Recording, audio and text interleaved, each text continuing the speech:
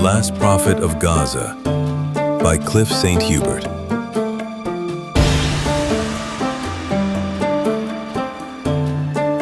Prologue.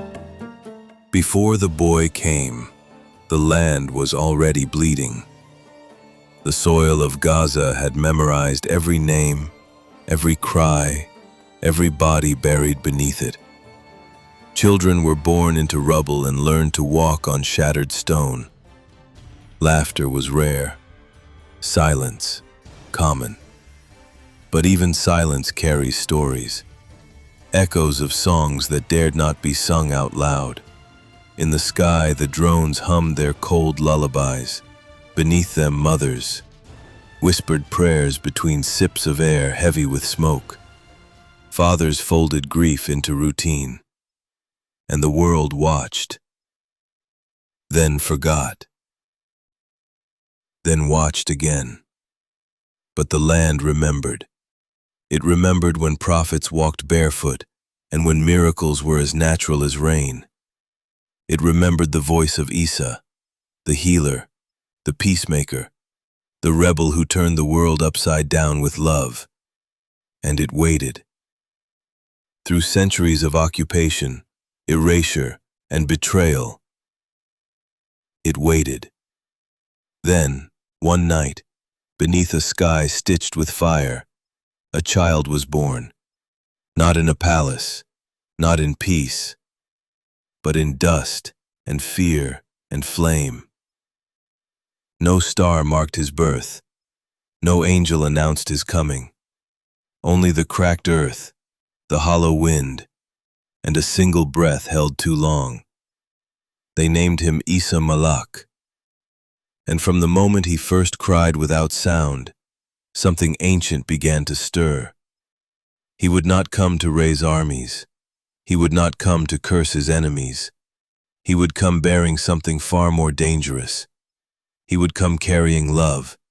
And love, when born in hell, becomes a fire nothing can extinguish. Chapter 1. The Dream That Wouldn't End. The boy sat up frantically in his bed, his chest heaving as if he had been underwater for too long. The smell of dust and burnt wire was always strongest in the morning. Sweat clung to his brow and neck, soaking into the thin mattress beneath him. The dream had ended, but the war had not. He looked around the tiny shelter they called home.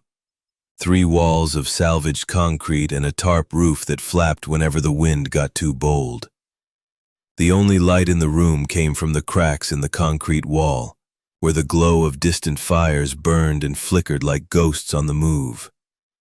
He stared into the shadows with wide, unblinking eyes. It had begun. He didn't need a sign from above.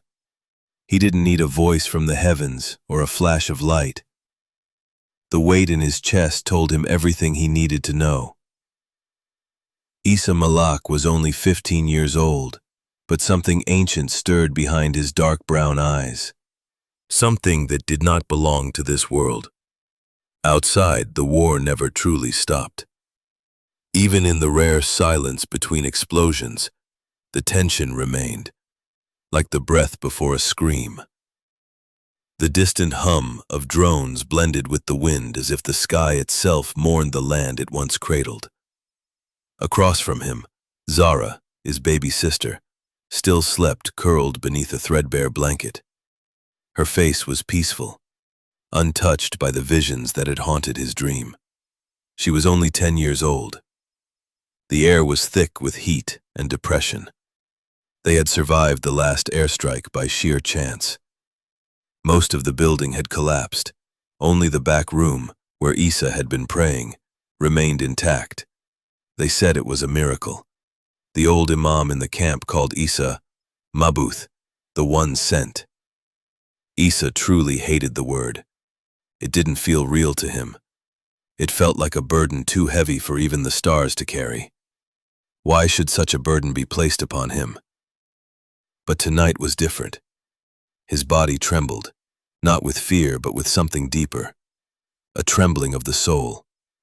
He placed his hands on his knees and looked down at his palms. They glowed faintly in the dark, like embers buried beneath ash.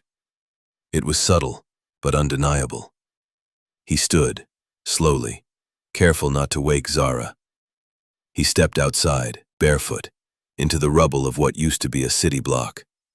The war hadn't just taken buildings. It had rearranged time. Days didn't follow nights. Hope didn't follow morning. There was only surviving. They had lost their parents 2 years ago in an airstrike that tore through the bakery their father worked in. Their mother had run into the fire after him. Neither came out. From that day forward, it had been just Issa, Zara, and their even younger cousin Nook, a quiet boy with wide eyes and an old soul. Nook stirred in his sleep, clutching a broken plastic car with one missing wheel. His breath whistled softly, like the wind through desert hills.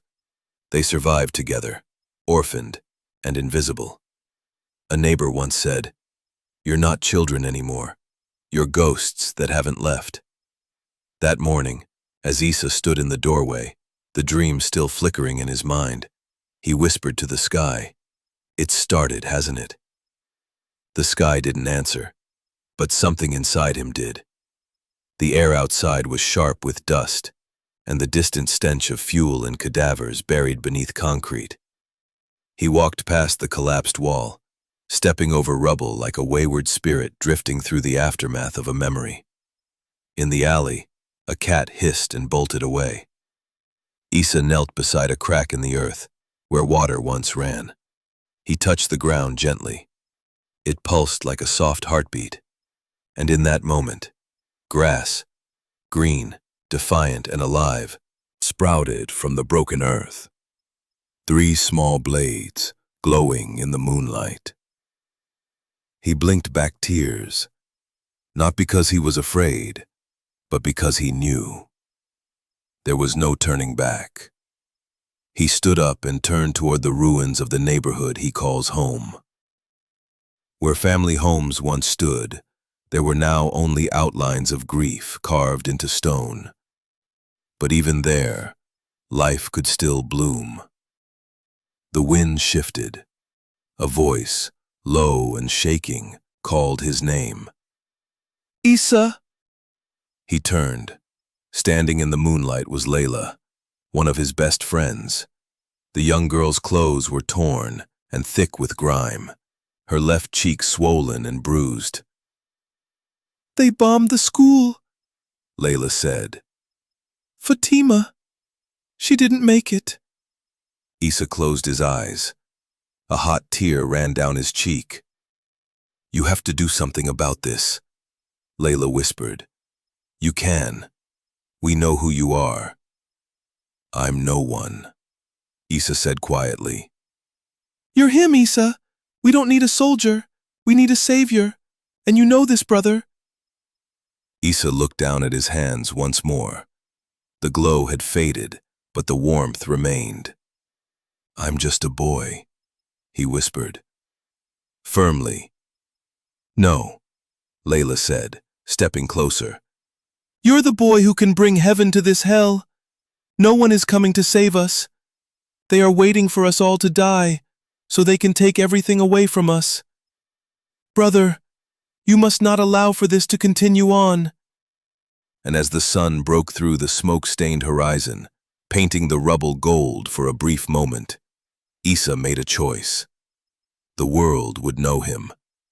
Not as a weapon, not as a myth, but as the boy who loved so fiercely, so deeply, that even death would tremble before him. For a moment, the world felt weightless, not because the bombs had stopped, but because he had finally stood up inside himself. His name was Issa Malak, and he was only 15 years old. He was a child of Gaza. Chapter 2. It was written. The next morning, the air in Gaza felt heavy as wet cement, sticky with dust and the unspoken dread of the day. Issa sat with 2 of his closest friends, Saeed and Layla, in the thin shade of a bombed and shattered minaret.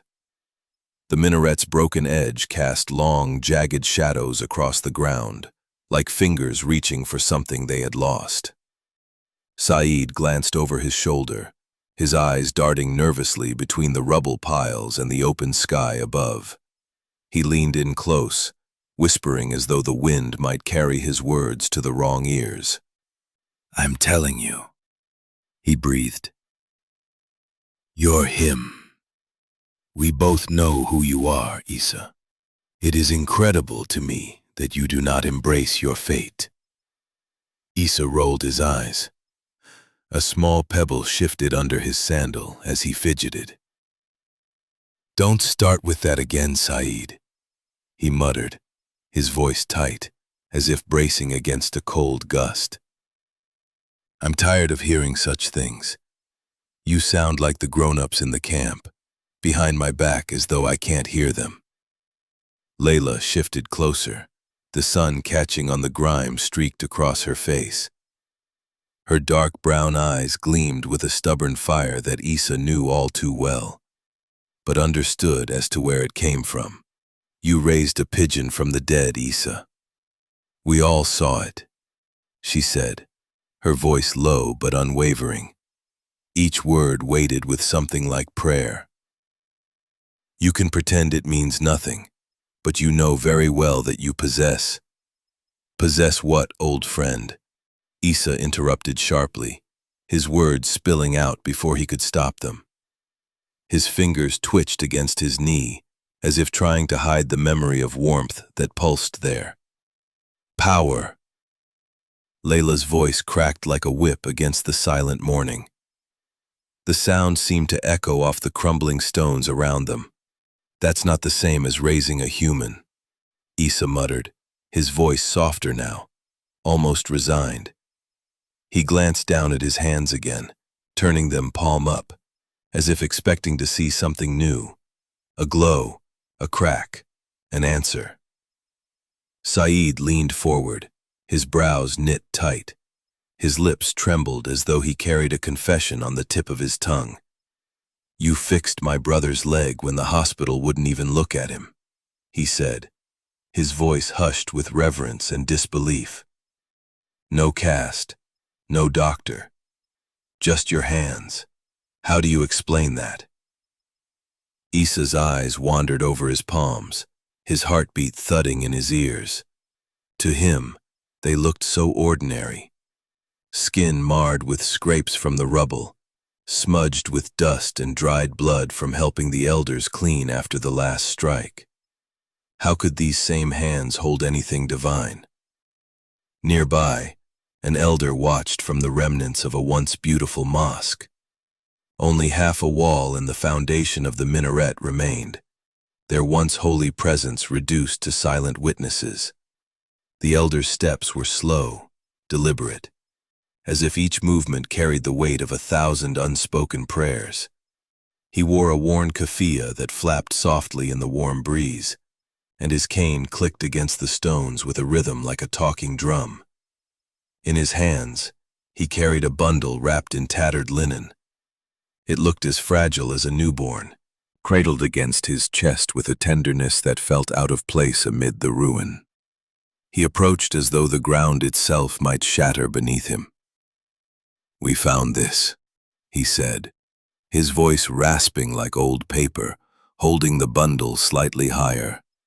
The linen trembled in the morning breeze. "Beneath the rubble after the IDF bombed the prayer hall, hidden inside the foundation behind the mihrab, sealed in a clay vessel marked with the names of the prophets." Layla leaned forward, her fingers gripping her skirt so tightly her knuckles turned white. "What is it?" she asked, her voice feather-soft, trembling. The elder slowly unwrapped the bundle, layer by delicate layer. The children leaned in, holding their breath as though they might inhale the scroll's secrets too quickly and lose them forever. Inside lay a parchment scroll, fragile as dried leaves. The ink bled in some places, worn thin in others. The script twisted and coiled across the surface, neither Arabic nor Hebrew, but something older, heavier with the echo of vanished tongues. Aramaic, the language Issa himself had spoken when comforting the broken and blessing the forgotten. The elder's voice dropped, taking on a tremor that vibrated through their bones. It speaks of a child born in smoke and fire, whose name would not be written or carved into gold, but in the ashes of the fallen and the forgotten, he said, his eyes flicking up to Issa. A son of dust, carrying the fire of Issa, not to conquer, not to destroy, but to remind. He will come when the land has forgotten itself, when love is made illegal, mercy is outlawed, and kindness is treated as treason. As he spoke, the air around them seemed to thicken. Issa's ears rang with the memory of Zara's little laugh in his mind, the warmth of the dream, the echo of hands pressed to the earth in the cool moonlight. His chest tightened. He felt it again, that old warmth, gentle and terrifying all at once. The elder's eyes pinned him in place. The scroll calls him Nur al-Masih, the light of the Messiah, he continued. Not the return of Issa exactly, but something even more terrifying to tyrants, a child who dares to mirror him. Issa stumbled backward. His foot caught on a piece of broken tile, and he nearly fell. "That's not me. It can't be," he whispered, his voice frayed and thin as smoke. Even as he spoke, the warmth spread in his chest again, as if confirming what he tried so hard to deny. Zara's laugh seemed to dance just behind his eyes, a ghost pressing her small hand against his heart. "Coincidence," he whispered again, more to himself than anyone else. "That's all."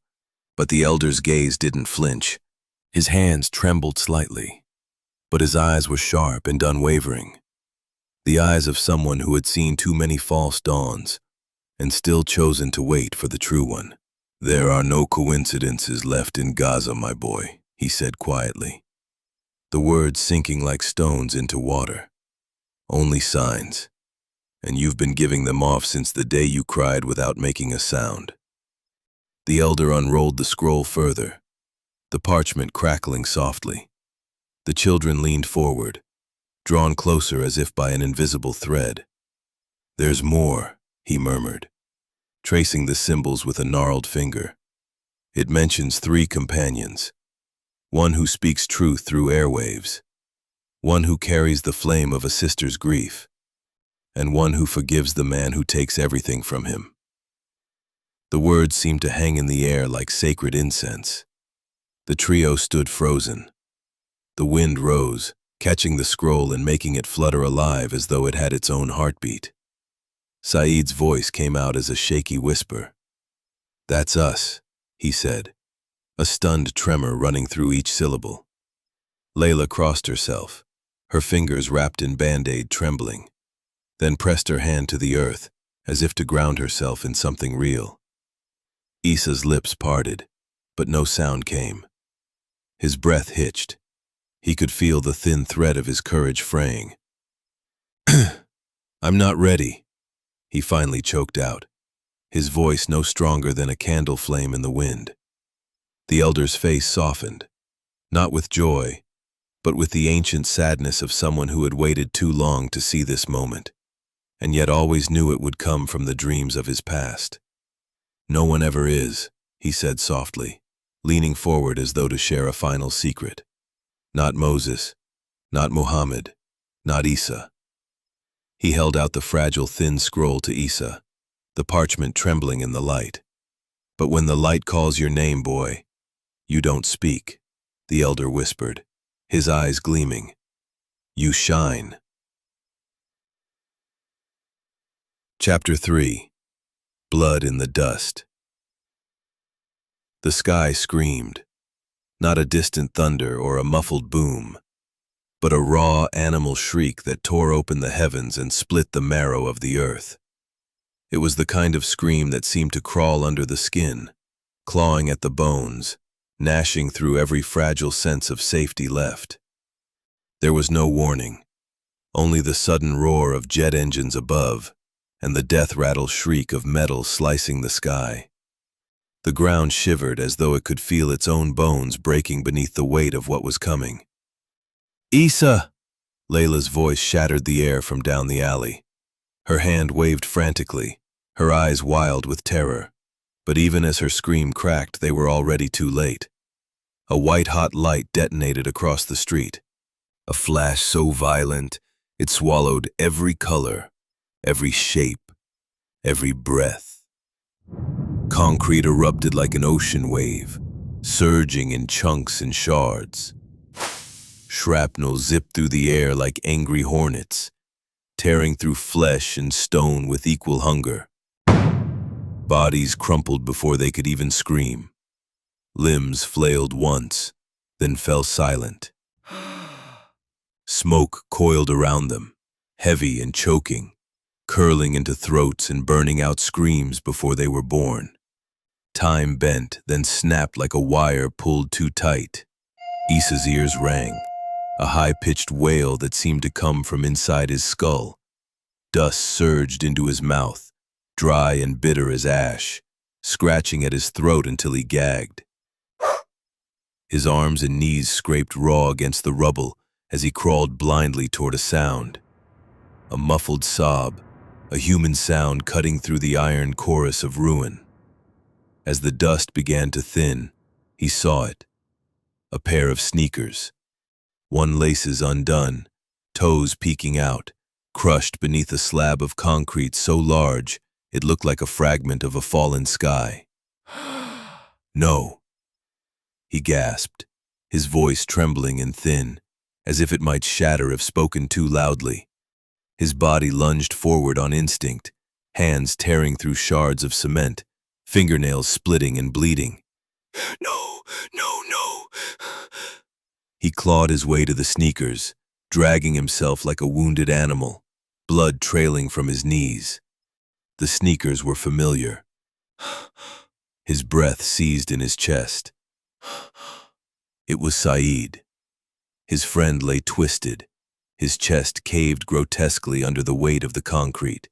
One arm bent the wrong way, fingers curled like a dying spider. His face was turned slightly toward Issa, eyes wide open, empty, unblinking. His mouth hung ajar in a half-laugh that never finished. Only moments ago, Layla had teased Saeed about the bakery girl he adored, and Saeed had blushed and laughed so hard he nearly dropped his bread. Only moments ago, he had been alive, full of stupid jokes and secret crushes. Now, he looked like a broken doll tossed into the mud. Issa's vision blurred. A deep wail rose in his throat, but wouldn't come out, as though the universe itself had locked his grief behind his teeth. Behind him, Layla's voice cracked in a scream that sounded more like a mother losing a child than a friend losing a friend. Oh God, Issa!" But Issa didn't respond. His world had collapsed into a single point. Saeed's shattered chest. His shaking fingers brushed over his friend's shirt, now stiff and dark with blood.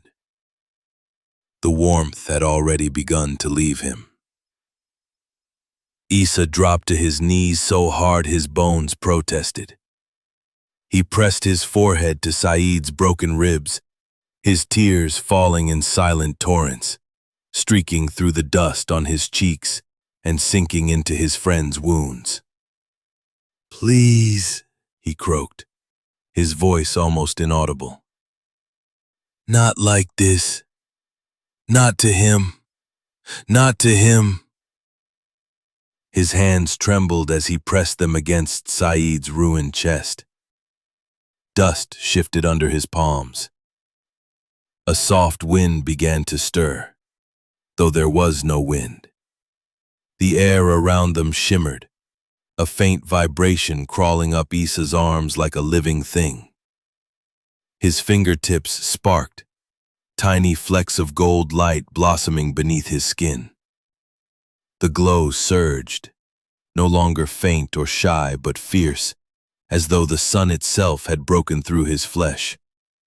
like molten metal spilling through cracks in a clay pot. The glow spread across Saeed's chest, into his temples, down his shattered arm. The boy's body jerked violently, his back arching as if he were being pulled by invisible strings. Layla stumbled back, her eyes wide and wild. Her lips moved silently, her fingers curling around her own shirt like claws. She had always known. But to see it, to watch Issa reach beyond death, was something else entirely.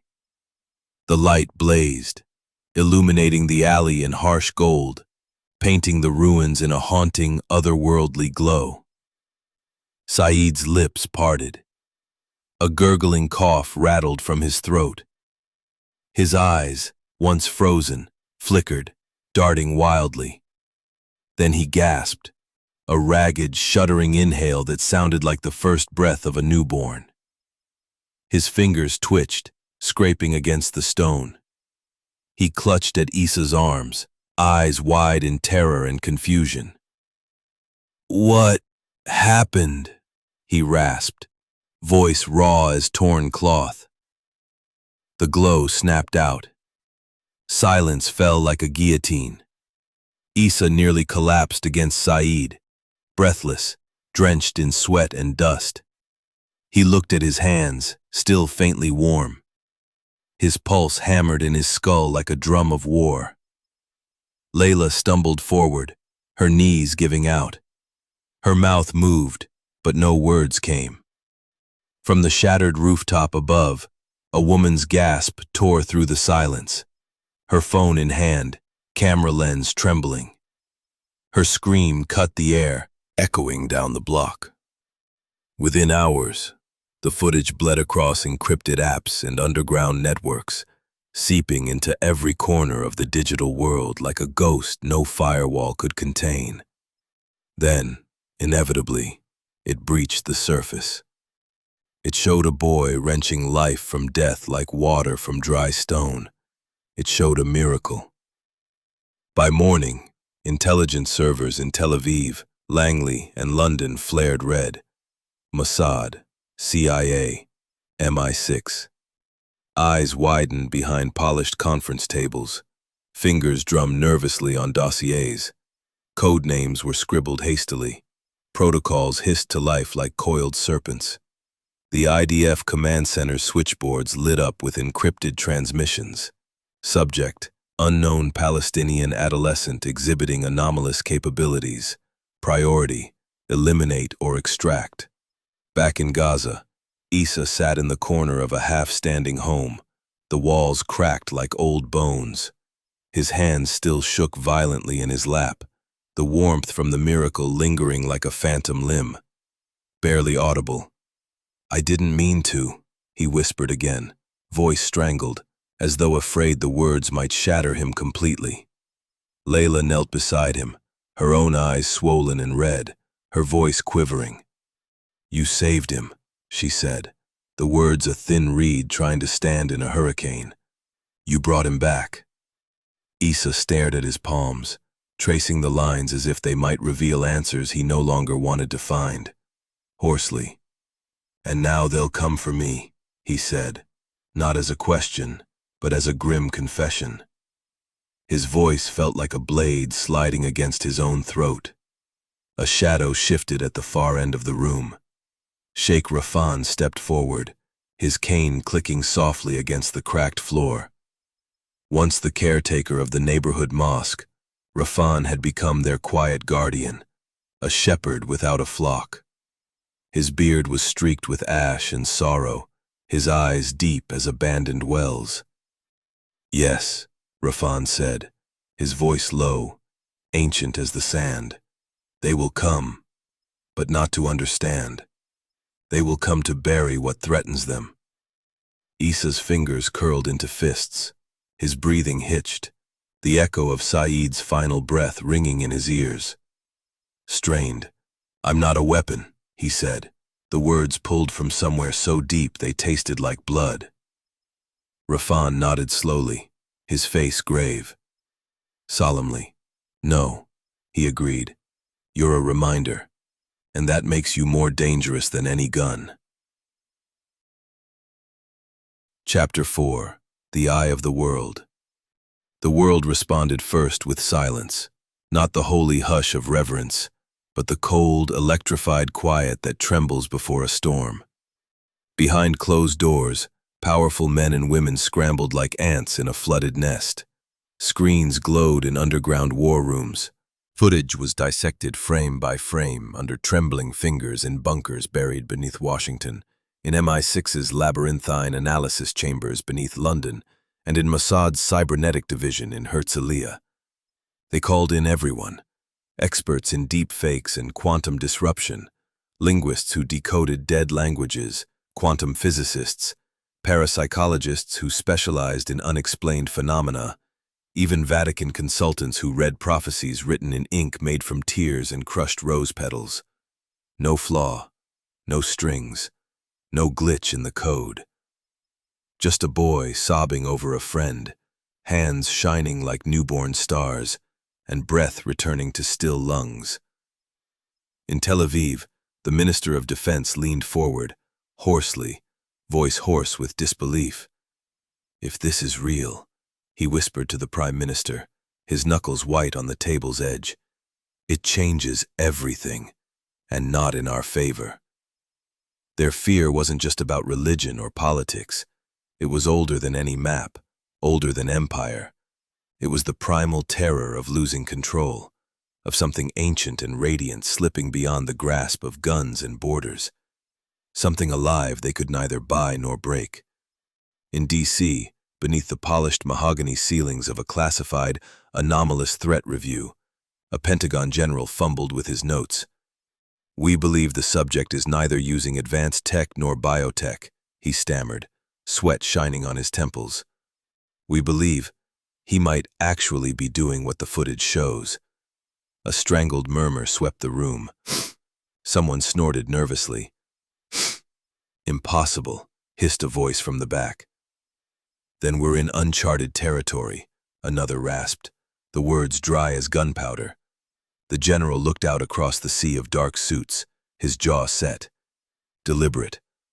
"Our simulations do not account for miracles," he said, his voice low and deliberate. "And yet, public faith is rising. Once hearts turn, policy follows. This is no longer just a spiritual matter. Firmly, it's geopolitical." A CIA director leaned forward, fingers steepled, his face an iceberg of cold calculation. Coldly, "If he continues," he said, each word dropping like a hammer, "we risk mass destabilization of the global narrative. The boy is becoming a symbol, a myth reborn." Gravely, "And you cannot assassinate a myth." Silence pressed against the walls, heavy, suffocating, alive. The name Issa hung in the air like an unfinished prayer. Someone let out a sharp, nervous laugh. No one joined in. In Vatican City, within the ornate shadows of the Apostolic Palace, high-ranking clergy sat ashen and rigid, eyes locked on screens replaying the footage on an endless loop. One cardinal crossed himself 27 times, each motion slower than the last, as if each sign weighed more than the one before. "Either this boy is a saint, or the reckoning is here." An archbishop, pale and shaking, clutched his rosary so tightly the beads cut into his palms. "He speaks without scripture," he murmured, "but every act is a prophecy. What if the Spirit has returned in unexpected form?" The room fell silent again. The footage crackled, echoing off the marble walls like a ghost refusing to leave. One bishop leaned his forehead to the table and wept quietly. In Mecca, under the dome of scholars, heated arguments raged. Some pounded their fists, dismissing the boy as a trick. Others wept openly, their sobs echoing beneath the call to prayer. Trembling as they hushed whispered that this boy might be the child spoken of in the Hadiths, the one who would bring love back to a world drowning in cruelty. Outside, Pigeons fluttered and children played in the courtyards, blissfully unaware of the storm gathering inside. In Beijing, the AI surveillance ministry marked Issa with a bright red label, pattern disruptor, a term reserved for phenomena that threatened to break the predictive models designed to control the future. In Silicon Valley, think tanks tried to pin him down with algorithms and fail-safe theories. They asked, could he be a deep construct, a synthetic ghost? But no software could fake grief so raw. No machine would choose love over vengeance in a world built to reward cruelty. And in Gaza? They didn't need encrypted analyses or diplomatic cables. They knew. They called him Ibn al-Nur, the son of light. While the world panicked, while generals drew red lines on maps and spin doctors rehearsed their lies, Issa walked barefoot among his people. He knelt to mend a blind cat's eyes. He fed 5 children with 1 flatbread, laughing softly when they smeared honey on his cheeks. He hugged an old woman who hadn't been touched since her sons were killed, holding her until her sobs turned into a fragile, trembling lullaby. Gaza didn't need confirmation from Washington or Tel Aviv or Rome. They had been lied to too many times. Too many men had arrived with guns and slogans, promising to save them, only to vanish when the cameras turned away. So when they saw Issa, dust caked in his hair, hands cracked from lifting rubble, eyes soft and steady, they did not ask if it was real. They felt it in their bones. It wasn't just the miracles. It was the way he paused to tie a crying child's broken sandal with his own scarf. The way he sat silently beside a mother cradling her dead baby and didn't try to fill the silence, only shared it. He carried no banners. He made no speeches. He did not call for jihad or revolution or submission. He simply loved, not the fragile, convenient kind that flickers on screens, but the kind that stays, the kind that wades into broken glass barefoot so others won't bleed. They began to whisper his name in reverence, at first only in the dark, as if saying it too loudly might shatter the fragile miracle. Issa passed through Khan Yunis today, someone whispered. My cousin swears he touched his brother's wounds, and they closed like dawn closing over stars. Amazed, I saw him feed 5 children with a single piece of bread, and they laughed like it was the first sunrise. Elders called him a sign, mothers called him a blessing. Children followed him, not because he promised heaven, but because he looked at them, really looked, as if they were already whole. Some kissed the edge of his scarf as he passed. Some turned away, tears falling, ashamed that they had lost faith before he reminded them what it felt like. Yet Issa never claimed a title. Gently, he simply said, I am your brother. He wore no white, he bore no crown, but in the alleys and fields scorched by tanks, the people knew. Love had taken human form and walked among them, not as a savior from above, but as one of them, born from the dust, like them. Children reached for his shirt when he passed. Mothers cried and kissed his hands. The local imam called him a sign from God. The soldiers, however, saw him as a threat. A laser dot danced across his window one night. Layla grabbed his wrist, her eyes wild. Urgent, we have to move, she hissed, protesting. But Zahra, firmly, we take her too. They fled into the old tunnels beneath the city, their shadows flickering like ghosts in the dim light. An old man waited there, his eyes clouded by age but burning with a quiet fire. Solemn, this place is older than Zion, he said, older than Crusaders, and now, it is yours. Issa took Zahra's small hand in the dark. His light flickered softly, casting faint halos on the walls, guiding them forward as the city above burned yet again. Behind them, the city roared in fire. People on the other side laughed, sipping wine on boats, taking photos of the carnage as if it were fireworks on a holiday. The BBC, MSNBC, France 24, and Fox would show the flames, but never whisper the names of the dead. Never ask the living why they still sang lullabies to ghosts. The misery thickened like wet cement in the lungs, a despair so deep it became air itself, the crushing sense that no one cared, that their pain was entertainment for those safe enough to look away. Yet down there, in the dark, Issa's light moved forward, and the people of Gaza, long abandoned by the world, followed him, not because he promised them salvation, but because, in his presence, they remembered how to feel alive. Chapter 5. Smoke Without Fire. The tunnels became their new home. Part hideout, part sanctuary, part grave for the dreams they once had. The ceiling dripped condensation from broken water lines above, mixing with the chalky scent of dirt and fear. It was dark, but not silent.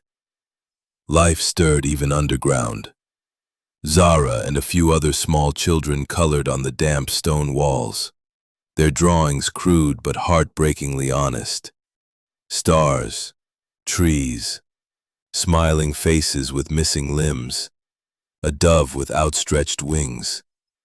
Their crayons were worn down to nubs, the colors faded, but their hands moved with a defiant joy that even bombs couldn't steal. Layla rationed what little food they had left. Some dried dates, a few cans of lentils, a plastic bottle of orange soda split 5 ways. Her face had changed. Less girl, more warrior. Her hijab was soot-streaked, but her resolve hadn't dimmed. Sometimes, when she thought no one was looking, she touched the small gold pendant hidden beneath her scarf, a locket that once belonged to her sister, Fatima. Fatima, who used to sing to her every night in the dark, braiding her hair and whispering promises of better days. Fatima, who had always called Layla gently, "my little son," whose light was snuffed out in a single bomb that turned the school courtyard into a graveyard. When Layla closed her eyes, she still saw her sister's face, the way she had refused to leave her students behind when the alarm sounded, the way she tried to shield the children with her own body. Layla had promised herself she would never be as gentle as her sister. Gentleness got you killed. But still, every night, she hummed Fatima's song under her breath. Near the corner, Saeed worked tirelessly, hunched over salvaged wires and twisted copper, fingers nimble despite the tremors of exhaustion. He'd managed to rig a stolen antenna to a solar panel, scavenged from a school rooftop. The feed flickered to life in fits and starts, broadcasting glimpses of their world to whoever dared to watch. His fascination with technology had begun when he was just 7, when his father, a once famous radio technician, built him a tiny radio from scrap metal and broken toys. They used to listen together late at night, tuning into forbidden frequencies, hearing voices from places Saeed never thought real. London, Cairo, New York. His father would say, thoughtful, "If you can hear the world, you're never truly trapped." The night the soldiers came for his father, they smashed the radio first. Saeed watched from under the bed as his father's hands were crushed beneath the butt of a rifle. The same hands that had taught him to solder and tune frequencies. Saeed never found the courage to retrieve the broken pieces. But he kept the tiny copper coil in a tin box as a talisman. Above them, Gaza cracked and groaned under another night of heavy shelling. Another night of gunfire popping and murder flowing like a river. Another night of slaughter, rape, and theft. Another night of the IDF doing what they do best. "What now?" Layla asked Issa, her voice low, breaking against the weight of reality. Her eyes flickered toward the ceiling as though expecting it to collapse at any moment. He said nothing. His hands were stained, not with blood, but with stains of light. He had started hearing things, whispers in dreams, voices from water. One voice, soft and clear, kept repeating, "You are not here to save them from death. You are here to show them life." He didn't know what it meant. He didn't understand it, not fully. But the words burned into his soul like scripture. So he began healing people quietly in the shadows. A boy with shrapnel in his chest lived. His breath rattled back into rhythm beneath Issa's trembling hands. An old woman who hadn't walked in a decade stood. Her knees cracked like old wood, but she laughed. She laughed, a sound so pure that the children thought it was a bird they hadn't heard before. A 3-month-old baby with both legs broken, mended. Bone stitched itself under flesh. The child slept through the miracle, dreaming perhaps of skies unscarred by drones. He did these things for all who suffered without question. He did these things not for fame or worship, but for mercy. Word of his miracles continued to spread. But Issa's heart grew heavier and heavier. For every healing, another child was killed. For every hand he touched, a missile struck a school. For every mother he healed, a hospital was bombed. He began to question, was he saving people or only delaying their death? The people began to call him the Messiah. Issa began to pray again, but this time, not for strength, not for answers, for forgiveness. "Forgive me," he whispered one night, hands clenched and glowing, knelt beside a boy whose body he couldn't save, for not being enough. Zara crawled into his lap that night and held his face.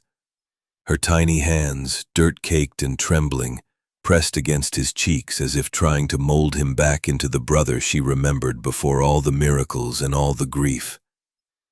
"You don't have to be enough," she said, her voice a fragile tremor in the dark. "You just have to be you." And somehow, in the quiet glow of her innocence, he felt the earth shift.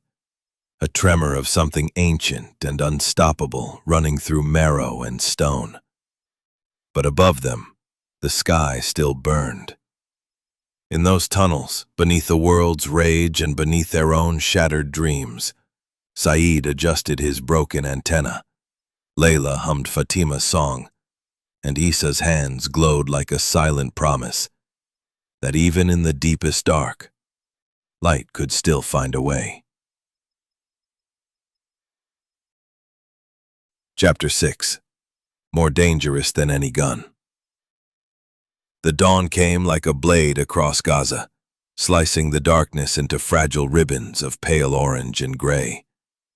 The air tasted of salt and soot, like a prayer that had burned in the throat before it could leave the lips. In the tunnels below, Layla rationed lentils into small, cracked bowls. An elder woman, her back bent like an old olive branch, combed Zahra's hair gently. Children huddled together, drawing suns and stars on the walls with bits of charcoal. Above, the rumble of tanks and the distant cough of drones prowled the morning sky like wolves sniffing for stray lambs. Issa sat cross-legged at the mouth of the tunnel, eyes closed, hands resting lightly on the dust. His palms glowed faintly, the warmth of them pulsing like a heartbeat deep beneath the rubble. He felt the land beneath him breathe, old breath, ancient as the prophets, carrying the scent of blood and time and forgotten prayers. Suddenly, a scream split the air above, then another. He opened his eyes. Through the shattered ceiling, he saw them. Women from the neighborhood, veiled and barefoot, sprinting through the street with bundles of bread and water strapped to their hips. A group of elders limped behind, leaning on rusted canes and each other's shoulders. Above them, a drone circled, its lens glinting like the cold eye of a god that had long since abandoned love. The drone descended. A sharp whine filled the air, a prelude to death. A single mother clutched her daughter to her chest, her eyes wide and glassy with terror.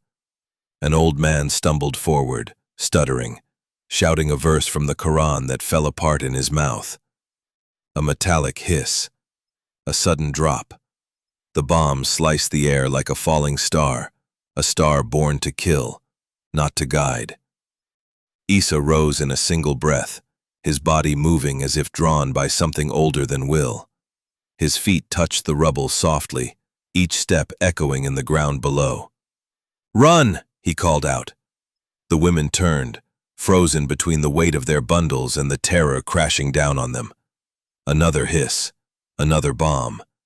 Issa raised his hands. His palms blazed like newborn suns, the glow rising up his wrists and across his chest, pulsing beneath his skin like liquid dawn. The ground shuddered. Dust rose in spirals, forming a veil around him. He inhaled deeply, as if drinking the soul of the land itself. Beneath his feet, the earth thrummed, a hidden pulse, an ancestral drumbeat vibrating upward into his bones. He let out a cry, not of rage, but of love so fierce it cracked the very air around him. A shockwave of light erupted from his palms, flooding the street with golden luminescence. It surged upward in a towering arc, striking the drone in the sky like a spear of mercy turned weapon. The drone's lens flickered, glitched, then went dark. The whirring turned to a choking cough as it spiraled out of control, crashing into a nearby building with a hollow, metallic scream. Another drone swooped in from the east, its weapon pod blinking red. Issa turned, eyes aflame with that impossible glow. He lifted both hands again, and this time, the earth joined him. From every crack and shattered corner, thin green vines shot upward, weaving into a shield of trembling life. Olive leaves shimmered in the new morning light, wrapping around the women and elders, holding them like an ancient mother's embrace. The second drone fired. A burst of metal shards spat from its underbelly, but the vines absorbed the onslaught, snapping and growing back instantly, as though the earth itself refused to die this day. The old man fell to his knees, clutching his heart. One woman dropped her bread, sobbing into the folds of her hijab. The little girl buried her face into her mother's chest, trembling like a wounded bird. Issa stepped forward. His voice rose above the chaos, a melody caught between a prayer and a battle cry. "Leave them!" The words boomed through the air like thunder splitting the sea. Another pulse of light exploded from his body, brighter than the rising sun. In Tel Aviv, a drone operator screamed and tore off his headset, clawing at his eyes as if they burned with molten truth. In a bunker far away, a commander dropped his coffee cup, watching the live feed dissolve into static and impossible waves of light. The second drone jerked, spun wildly, and fell, crumpling into a smoldering heap against a wall scrawled with children's chalk drawings. For a moment, silence wrapped the street. The olive vines unwound gently, lowering the women and elders back to the earth. The little girl peeked out first, eyes wide and shimmering with tear-soaked light. She reached out and touched a fallen olive leaf, holding it to her chest as though it were the last star in the sky. Issa lowered his hand slowly, the glow retreating back into his palms, leaving behind faint, golden veins along his skin, like lightning that had chosen to stay. He dropped to his knees, sweat pouring from his face, mixing with dust and tears. Layla ran from the tunnel entrance, her hijab flying behind her like a comet's tail. She fell beside him, grabbing his shoulders. "Issa! Issa, look at me!" Cracking voice. She shouted, her voice cracking with relief and terror. His eyes fluttered open. For a moment he looked like a boy again, fragile, overwhelmed, lost. Then, slowly, he nodded, as if remembering himself in her gaze. Around them, the women began to move. They gathered the elders, scooped up fallen bread, wiped each other's tears. The mother hugged her daughter so tightly that the girl's small fists pressed into her ribs. One woman knelt before Issa, her hands trembling, her lips moving in silent prayer. Another old woman kissed the ground before him, then pressed her forehead to the earth, whispering his name like an incantation. Issa looked up at the sky, at the smoke curling from the broken drones. "I am not a soldier," he whispered to the dawn. "I am not a savior." But the land beneath him answered in a slow, deep hum, as if the earth itself believed otherwise. And in that fragile pause between heartbeats, between the echo of violence and the hush of mourning, a new legend took root in Gaza. Not of a boy who fought, but of a boy who stood, a boy who turned light into a shield, a boy who reminded the world, even in a place choked by dust and sorrow, that love could rise, golden and defiant, from the ashes. Chapter 7. The Game of Shadows. The evening air settled heavy and warm over the crumbled rooftops of Gaza. Smoke from cooking fires curled into the darkening sky, mixing with the scent of coriander and burnt bread. Children's laughter skittered through the alleys like startled doves, brief and fragile but fiercely alive. Tonight, for once, there was no drone buzzing above, no echo of gunfire in the distance, just a hush that felt borrowed, like a single soft breath stolen from the chaos. Under a broken archway, Issa sat cross-legged on the ground with Layla, Said, and a small group of neighbors, young and old, who had gathered to escape the heavy silence of their homes. In the center of their circle lay a small pile of stones, each smoothed and worn, each bearing a different chalk mark or scratch. They played a game called Bait Fil Zal, the house in the shadow, a traditional guessing game where players told stories through symbols drawn on stones. The youngest children squealed with excitement each time a story was revealed. The elders, who had once played this game as children themselves, leaned forward, eyes bright with nostalgia and melancholy. Said, ever restless, grabbed a stone marked with a crooked star. He turned to Issa, a sly grin creeping across his face. "All right, O wise one," Said teased. "If you had to choose between a world of endless peace but no freedom, or a world of endless struggle but true freedom, which would you choose?" The group fell silent. Even the children stopped fidgeting, their wide eyes bouncing between Said and Issa. Issa laughed softly at first, a low, musical sound that filled the archway. He tapped the stone between his palms thoughtfully, looking up at the broken minaret silhouetted against the purple sky. "That is a good question, Said," he said at last, his voice quiet and steady. "But maybe it's not about which world I would choose. Maybe it's about which world chooses us." A hush fell over them all. A breeze picked up, stirring the dust in small spirals at their feet. Issa closed his eyes briefly, as if listening for something deep inside. Then he opened them, and they shone, not with the glow of miracles this time, but with something older, something very human. "Let me tell you a story," Issa began, shifting forward. "A story my grandmother used to tell me, which was told to her by her mother, and her mother before her, all the way back to when our people still planted figs without fear, and olive trees touched the stars." He placed the star-marked stone gently before him, as though it were a sacred object.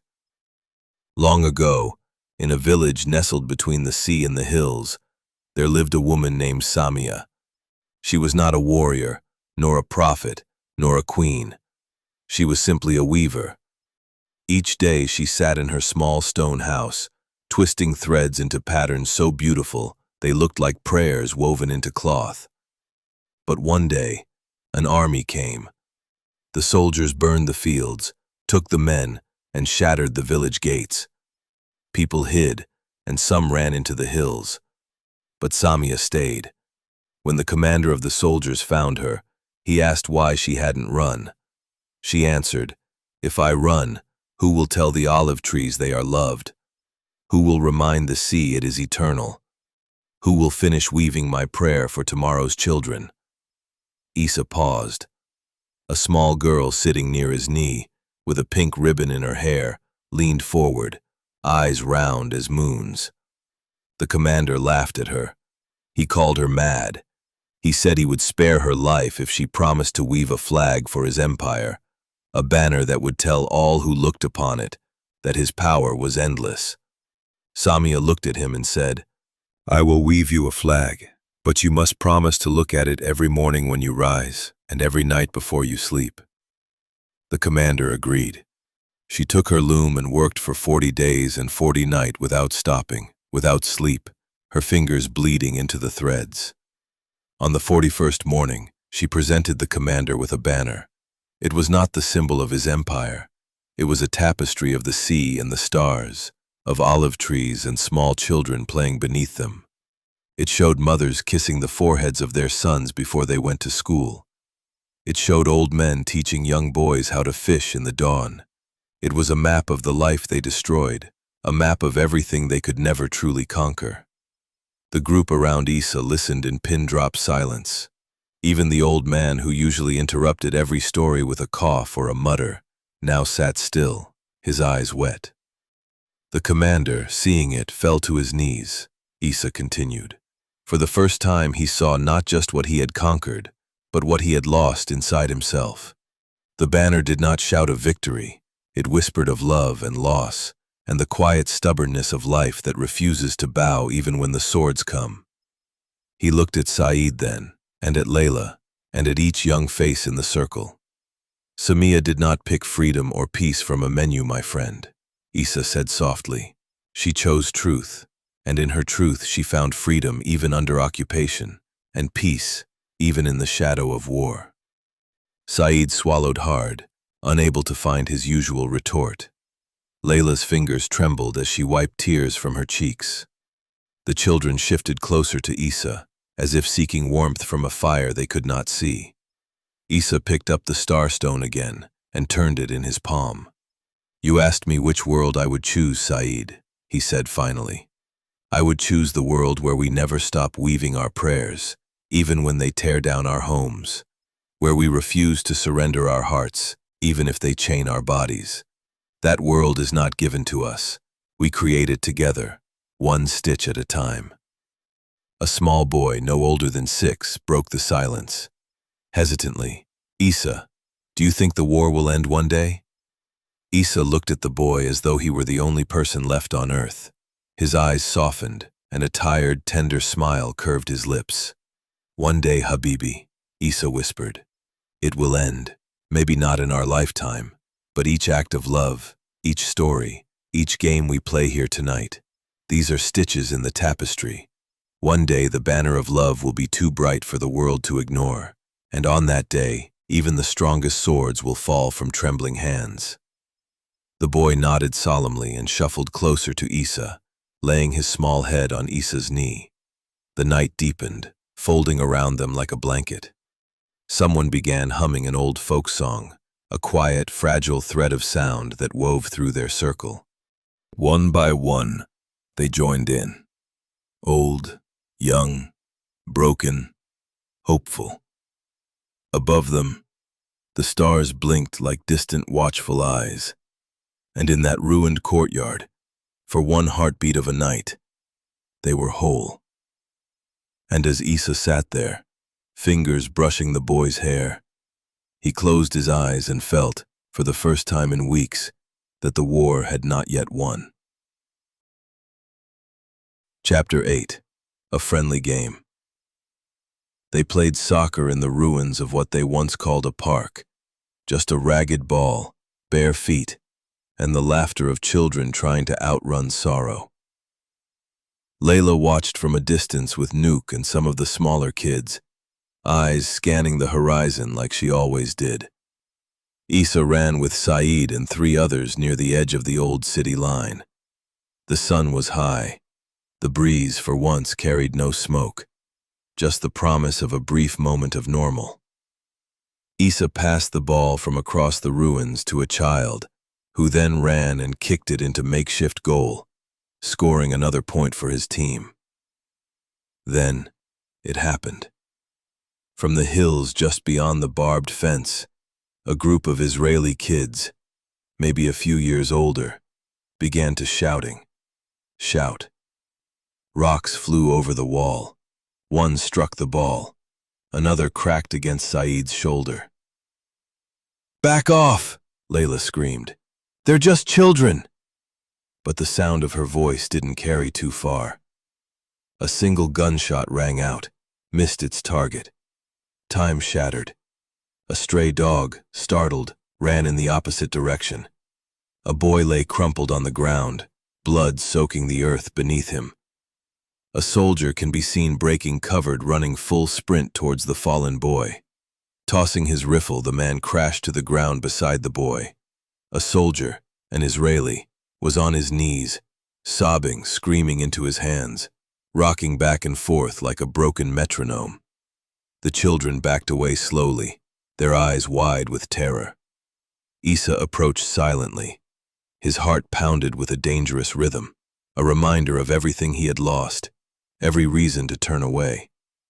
But he didn't. As he drew closer, he saw the soldier's face twisted in anguish, his rifle discarded nearby. Tears and snot streamed down his face, smearing the dust on his cheeks. When the man looked up and saw Issa, he recoiled. "You, no! Get away!" Snarling, voice cracking, he snarled, his voice cracking under the weight of panic.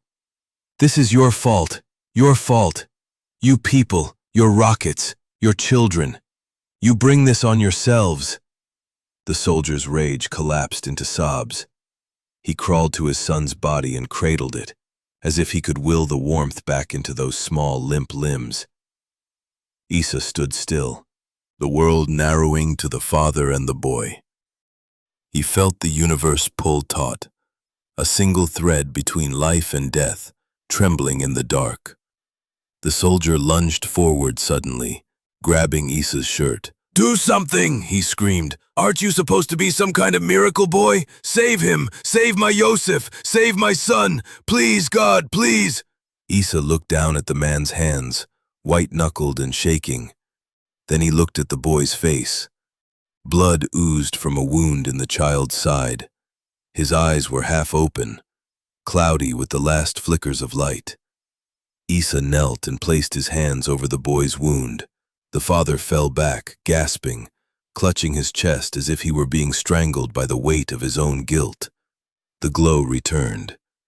At first it was faint, like moonlight on water, but it grew, slowly flooding the boy's chest, moving up to his temples, tracing the veins in his small arms. The boy's fingers twitched, his lips parted. The soldier stared, slack-jawed, eyes wide as his son drew a ragged breath. The boy's chest rose and fell. He blinked. "Abba?" he croaked. The soldier fell forward, collapsing into the dust at Issa's feet. His sobs turned into a sound beyond language, an animal howl of shame and relief. He pressed his forehead into Issa's ankles, weeping. I'm sorry, I'm so sorry, he repeated, choking on every word. I am a stupid, foolish man.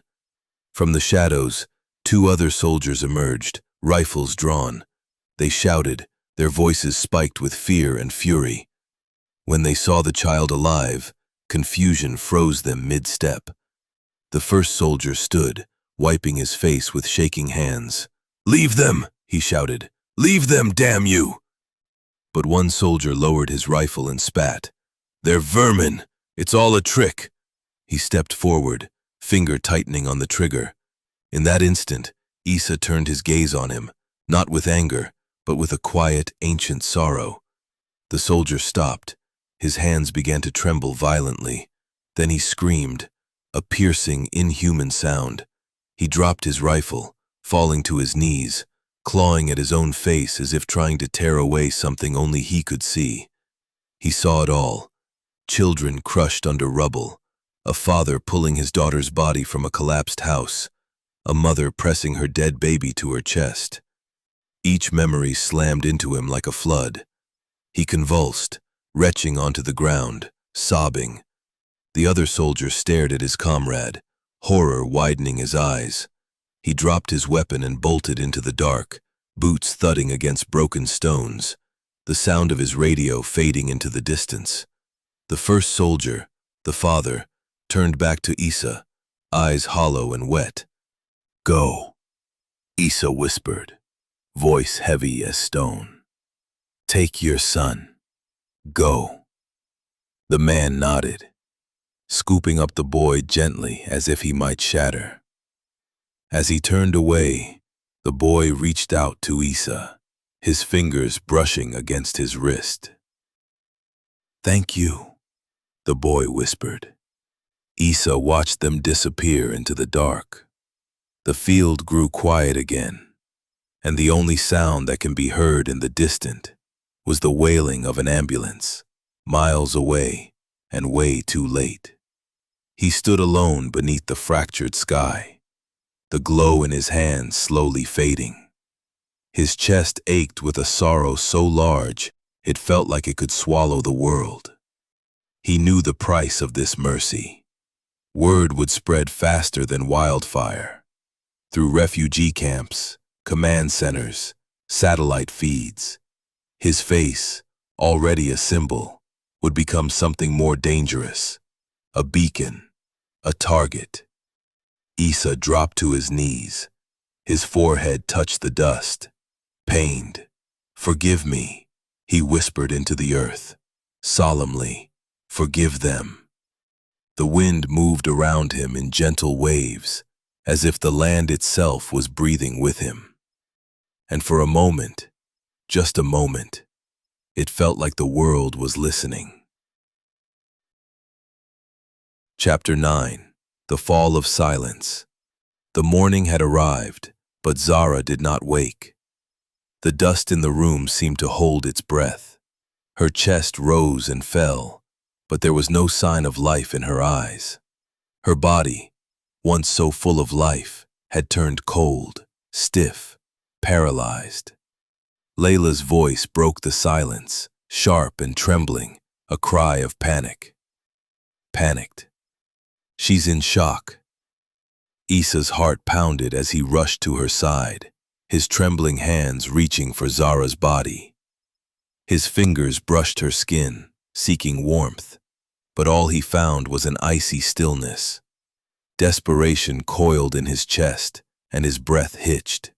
He muttered verses in a language older than time itself, words that should have bridged the worlds between life and death, but they had no power over her. The old man who watched them spoke with a calmness that defied the situation. His voice was gentle but firm. Soothingly, "She's not broken. She's overwhelmed. Her soul has hidden itself from this world. It has fled to a place where pain cannot reach it. But Issa couldn't accept it, not yet, not like this. The world had already stolen too much from him. His family, his home, his hope. He couldn't lose Zara too. She was his sister, his connection to the last of their humanity. The last flicker of innocence in a world that had known nothing but violence. Outside, the rumors spread like wildfire. The IDF had brought something new, something worse than bombs or bullets. A weapon of the mind, a signal that attacked the very soul. Not a missile, but something far more insidious, a frequency designed to break the human will. Issa could feel it in the air. It buzzed, low, insidious, like the hum of an insect trapped in the walls of their broken city. It rattled his bones, frayed his nerves. He could hear it in the silence, the absence of sound that choked the life from every corner of their existence. It was the sound of doubt, of fear, of nothingness, the sound of being erased. He couldn't stand it any longer. He reached for the stolen antenna, rusted, worn, its purpose warped by the necessity of resistance. He grasped the mic with hands that were shaking, still glowing faintly from the last remnants of their power. His heart thundered in his chest as he lifted it to his lips, feeling the weight of the world pressing against him. The old man's words echoed in his mind. "We are not broken, we are simply overwhelmed." Strained voice, defiant. "To whoever is watching, we see you, we hear you, but we are still here, and we will not go quietly." He stood there, staring at Zara's lifeless body, her chest still rising and falling, but her spirit nowhere to be found. His hands trembled around the mic, as if it too pulsed with something more than mere electricity. The room was thick with the scent of dust, of oil, of grief, of sweat. And in that moment, it felt as if time had stopped, paused on the edge of the world's end. The frequency of despair, the hum of their existence, grew louder in his ears, like the whisper of a predator circling its prey. But Issa didn't listen. He closed his eyes, tuning out the buzz that sought to crush him. The world was still. And then, he spoke again, not as a prophet or a warrior, not even as a son or brother. He spoke as a child of the dust, the earth that had borne him, a voice that could not be silenced. He spoke from the deepest recesses of his soul, his voice steady and certain. It was the voice of the oppressed, the unheard, the forgotten. Steady voice, certain. "To whoever is watching, we know you see us. We know your drones fly overhead like vultures, too full to feed. We know you watch, record everything, our screams, our prayers, our silences. But you should know something too. We're still here." The words broke free of his chest, rising through the speaker like fire. The hum in the air seemed to recoil, as if the very sound of his words repelled it. For a brief moment, it quieted. The air felt less oppressive. Long pause. Emotional. Not because we're unafraid. We are terrified. We bleed. We break. We bury the people we love in shallow graves, made with our own hands. We hold their bodies close to our hearts, even as we know the earth will never hold them the way it should. Issa's hands tightened around the mic. His grip was firm, unyielding. He wasn't letting go. He wouldn't let the fear take him. Not now. Not ever again. "But we are still here," he said, and the words felt like a promise. "You've tried bombs. You've tried bullets. You've tried lies. You've tried to erase us. You've tried silence." His heart beat louder now, his voice growing stronger, rising with the power of a revolution. He was no longer just a boy, no longer simply a witness to destruction. He had become a voice for those who could not speak, a light for those whose flames had been snuffed out. "This new thing you've built," Issa spat the words, "this signal of despair, this invisible poison you pump through the skies to crush our will, it won't work." The room grew still. Outside, the world seemed to hold its breath. "We have something older than your satellites, something stronger than your bombs, something you cannot even comprehend." Issa let the words hang in the air, like a challenge thrown into the wind. "We have love," he said, the words powerful and unshakable.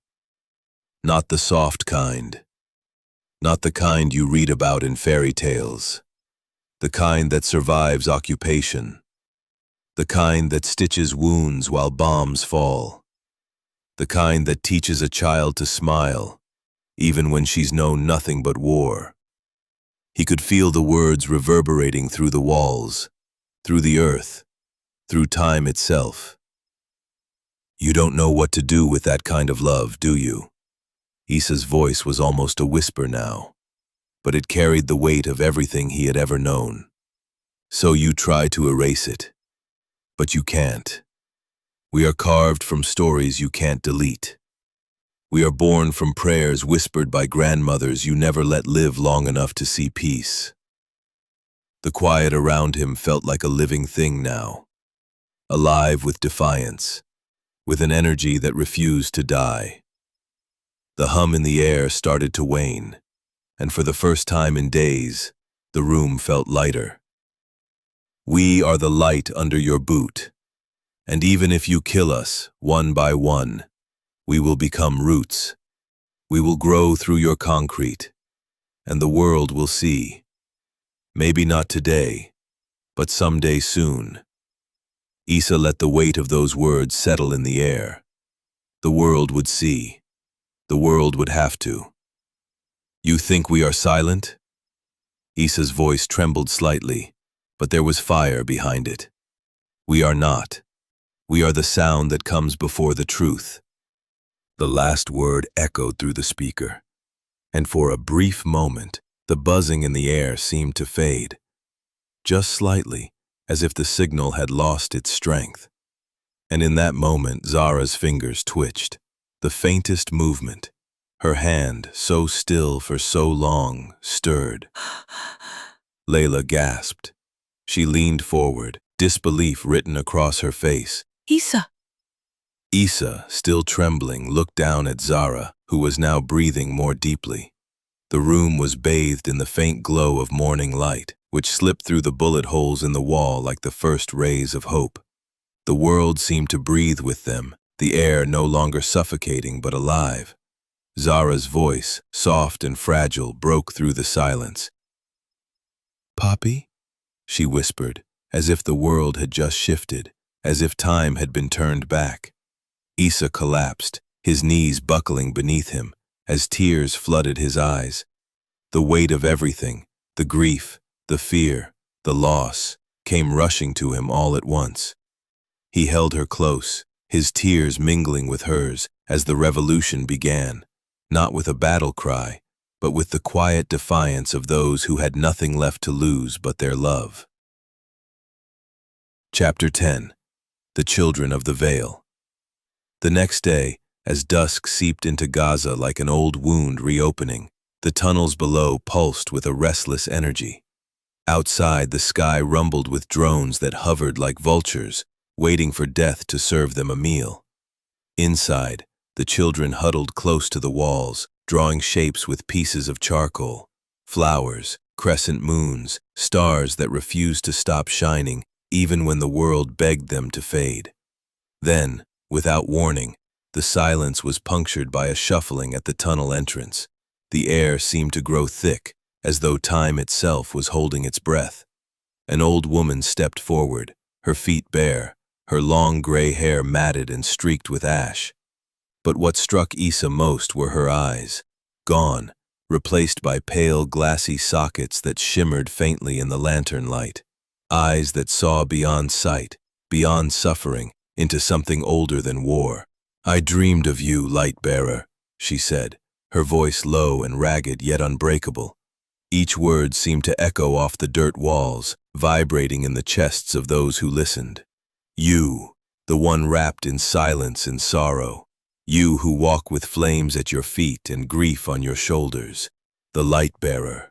Issa stumbled backward, his breath catching in his throat. "Who are you?"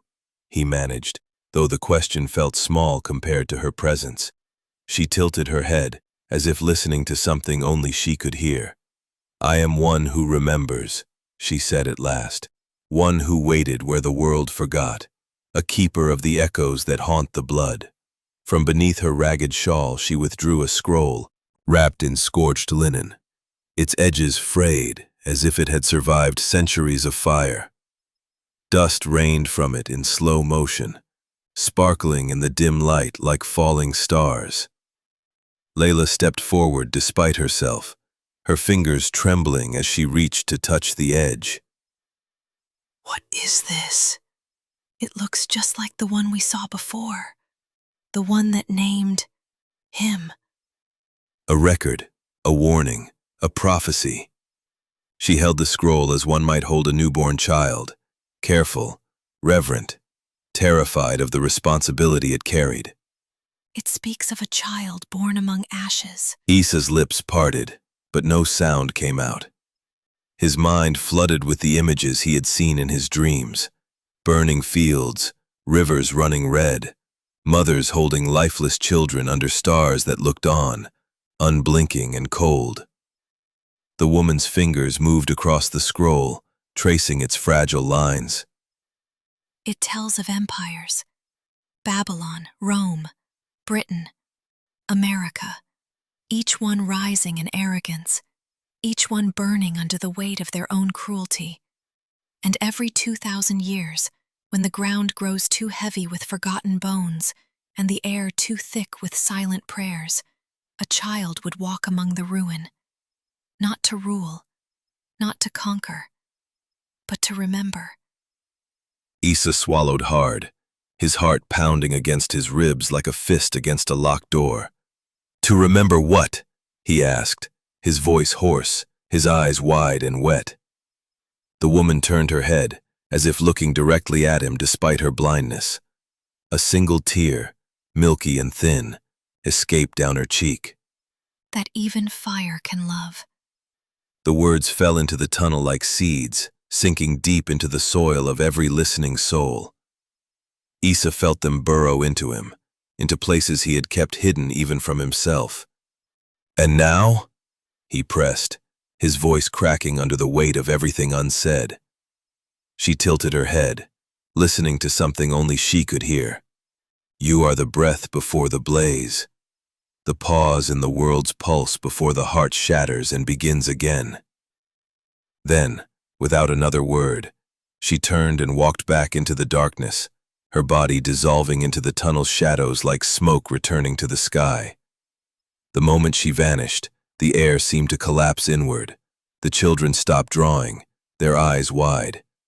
Layla clutched the edge of her scarf, trembling. That night, no one slept easily. Issa lay on his back, staring at the low ceiling of the tunnel, tracing the dirt lines above him like constellations in a private, suffocating sky. The lantern flickered beside him, casting soft, trembling shadows across Layla's face as she slept, her fingers still curled around the edge of the scarf. A warmth began to spread through Issa's chest, gentle at first, like the soft glow of a lantern in the dark. Then it intensified, becoming a radiant pulse that filled the narrow space, pushing out the cold and the hunger, the despair and the fear. Layla stirred, her eyes fluttering open. She gasped, her hand flying to her mouth. "Issa, your skin, it's glowing," she whispered, her voice a fragile bridge between awe and terror. Issa looked down, breath catching. A soft, golden light pulsed beneath his skin, illuminating every scar, every callus, every wound both seen and unseen. The glow gathered at his chest, pooling over his heart like sunrise on the surface of water. "Who are you if not him?" Layla asked, her voice breaking as tears spilled down her cheeks.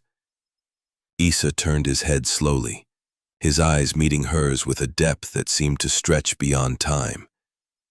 His lips parted, and for a moment, he seemed on the edge of an answer that might unmake the world. "I don't know," he said finally, his voice so quiet, it felt like a confession to the earth itself. "But I'm starting to remember." He paused, his gaze drifting upward, through the packed earth and broken rebar, to something far beyond. "No," he said again, almost to himself now. His voice was stronger, steady, as if an ancient echo had finally returned to its source. Confident. "I take that back. The world is remembering me." In the silence that followed, the glow around him did not fade. It only grew, curling softly around Layla and the children, weaving through the tunnel like a living breath. And for one fleeting moment, Even beneath all the rubble and ruin, there was warmth. A warmth that felt like love, like home, like the first light after a long, endless night. Chapter 11. Remembering the Light. That night, as the children slept and Gaza groaned beneath another heavy sky, Issa lay on the roof of the crumbled mosque. The broken minaret clawed at the stars like a hand asking for forgiveness. His scarf wrapped tight around his wrist, his fingers twitching as if echoing some ancient rhythm. The warmth in his palms never left him anymore. It had become as constant as breath, as persistent as grief. Below him, the city hummed, a fragile, trembling heartbeat stitched together by cries and prayers. The air tasted of dust and salt, and the stars felt closer than ever before, as if they had crawled down to listen. Then it came. The vision unfolded not like a dream, but like a memory he had never known was his. At first, there was only wind, endless howling, as if the earth itself exhaled. Then water, towering, writhing walls of it, splitting open to reveal a trembling path of wet sand. He stood barefoot on that sand, feeling each trembling grain scream under his weight. The water did not threaten him. It parted in reverence, whispering secrets in languages older than rain. Beside him a man stood, tall, back curved by the weight of centuries, eyes deep and dark as midnight oceans. His beard flowed like a river, and his hands clutched a staff that pulsed softly, as if alive. Musa, Moses, the friend of God, the sea-bearer, the liberator. The sea bowed before him, trembling like a child before its father. Voices wailed all around, women, men, children, but their cries were not born of terror. They were cries of revelation, of awe so deep it split the bones. Musa turned toward Issa, eyes full of salt and sorrow, and for a moment, Issa felt the impossible pull of 1,000 exiles, 1,000 miracles, 1,000 heartbreaks. Then the water rushed forward and turned to olive trees.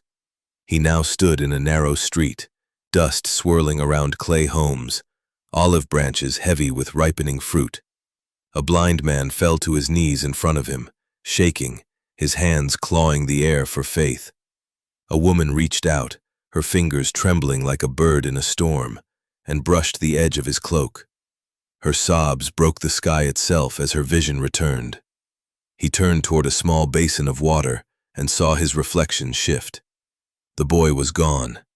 In the water was the face of Issa, Jesus, older, weathered by sand and prayer, eyes deep with an infinite kindness that held the world's cruelty without breaking. Tears spilled from that reflection, falling into the water and rippling outward like quiet revolutions. "You are not me," the vision whispered in a voice softer than breath but louder than thunder. "But you walk where I have walked."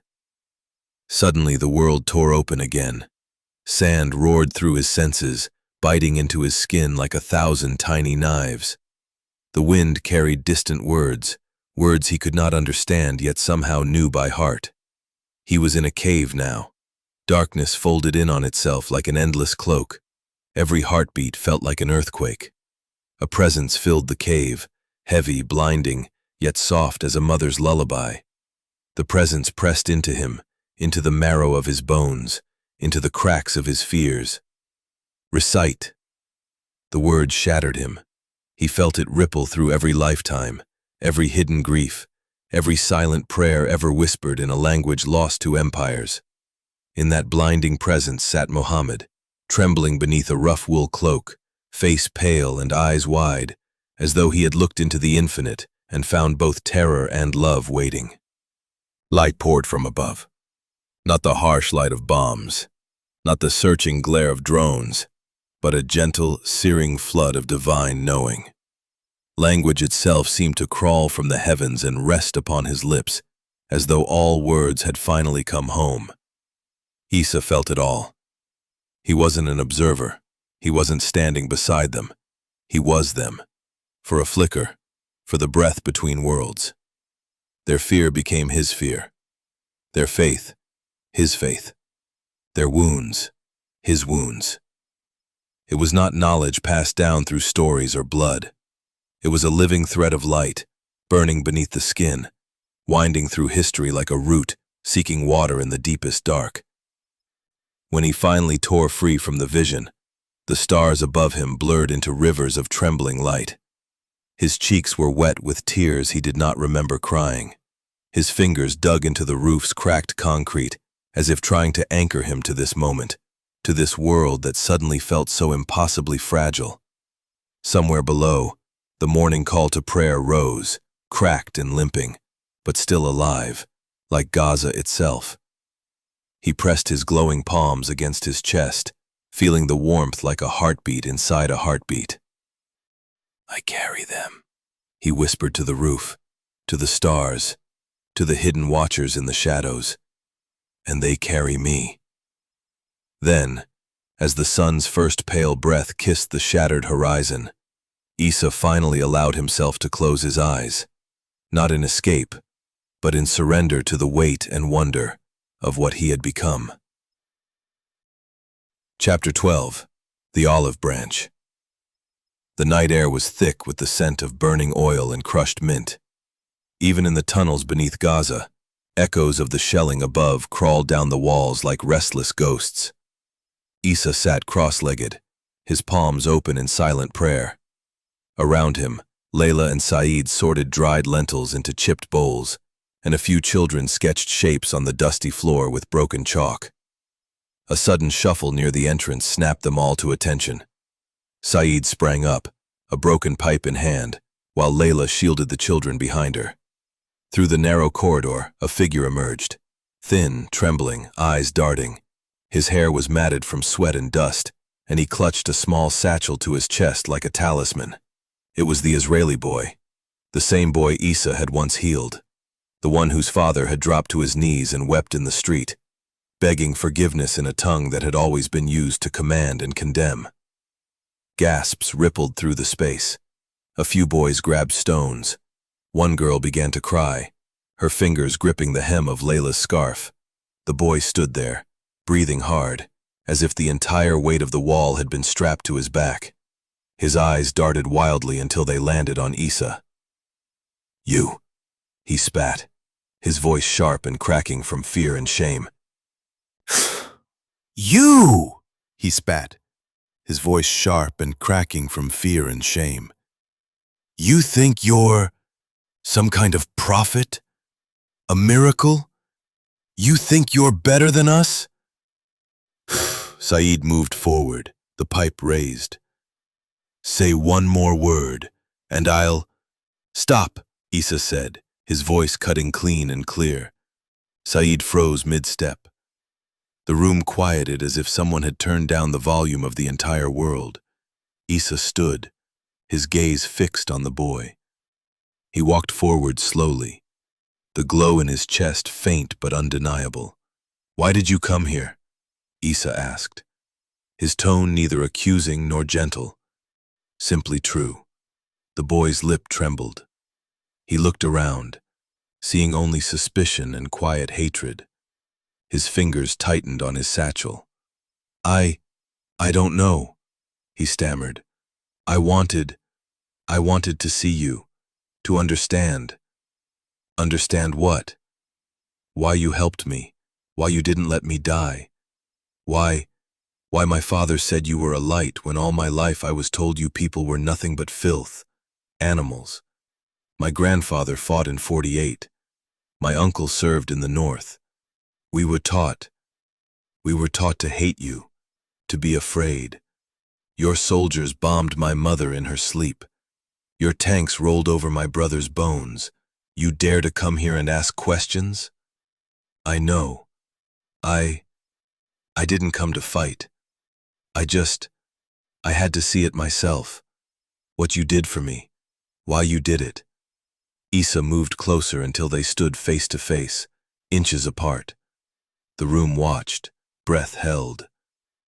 "I didn't heal you because I wanted thanks," Issa said quietly. "I didn't heal you because you are Israeli, or because your father wept at my feet. I healed you because you are alive, because you are a boy like me." The boy's eyes filled with tears. His fingers trembled against the satchel. "You don't hate me?" he whispered. "I don't have space for hate. Hate is a luxury for those who believe they can win something by losing their soul." Saeed lowered the pipe. Layla wiped her eyes, her hand trembling against her cheek. "I don't understand," the boy said again. "My friends, they all say you should be wiped out. My teachers tell me we are defending our land. My father said he was a hero, but when you touched my chest, when I came back, I felt something break inside me. A wall. I don't know who I am anymore." Issa placed a hand on the boy's shoulder. The faint glow in his fingers pulsed, like a heartbeat. "You are more than the story they gave you. You are not your grandfather's rage or your father's fear. You are the choice you make today and tomorrow and the day after that." Silence wrapped the room like a heavy blanket. The children stopped crying. Saeed let the pipe drop to the ground with a hollow clang. The boy nodded, tears streaming now. He reached into his satchel and pulled out a small olive branch, its leaves dry but alive. He held it out, trembling. "For you." Issa took it gently, holding it up to the dim light. "We won't leave as friends, but we won't leave as enemies either. We leave as witnesses." The boy nodded, his head bowed. As he turned to leave, he glanced back one last time. Issa stood holding the olive branch like a silent flame, a symbol neither of surrender nor victory, but of possibility. And as the boy disappeared into the tunnel's shadows, Issa turned to the others. "He will remember today for the rest of his life, and so will we." The children nodded slowly, the room filled not with victory or relief, but something deeper, understanding. Chapter 13. The Judas Within. The tunnels were betrayed, but betrayal doesn't always look like evil. Sometimes it looks like a father holding his child while they cough blood from poisoned water. Sometimes it sounds like a wife saying, "I can't watch them starve anymore." Sometimes it feels like a choice between one death and another. The man's name was Yusuf, a neighbor, a carpenter, the kind who always nodded respectfully when Issa passed, who once offered Zara an apple when she scraped her knee, whose hands were calloused not from violence, but from building what little the war hadn't yet stolen. But war doesn't ask if you're good. It only asks how much you're willing to lose. Yusuf had lost his youngest daughter the week before. She died in her mother's arms while waiting in line for aid that never came. His wife hadn't spoken since. His remaining son had a chest infection, gasping, barely breathing. So when the offer came, it wasn't wrapped in greed. It came as a whisper through a battered cell phone. "Give us the boy, and we'll deliver medicine, food, safe passage. No one else needs to know." Yusuf held the phone like it was burning in his palm. He asked God for a sign. None came. Only the sound of his son in the next room. That night, he crept near the tunnel entrance and dropped a folded paper under a broken cinder block marked with a black circle with an X at the center. Coordinates, access points, movement schedules, everything. Then he walked home in silence, trembling. The next morning, the sky cracked open, a drone hovered, a missile locked in. Death flew, hitting its target. Flashes, screaming, shattering stone. The IDF came swiftly, not like an army, but like a surgeon, precise and brutal. The tunnels shook. Dust filled every breath. Zara ran. Layla shouted.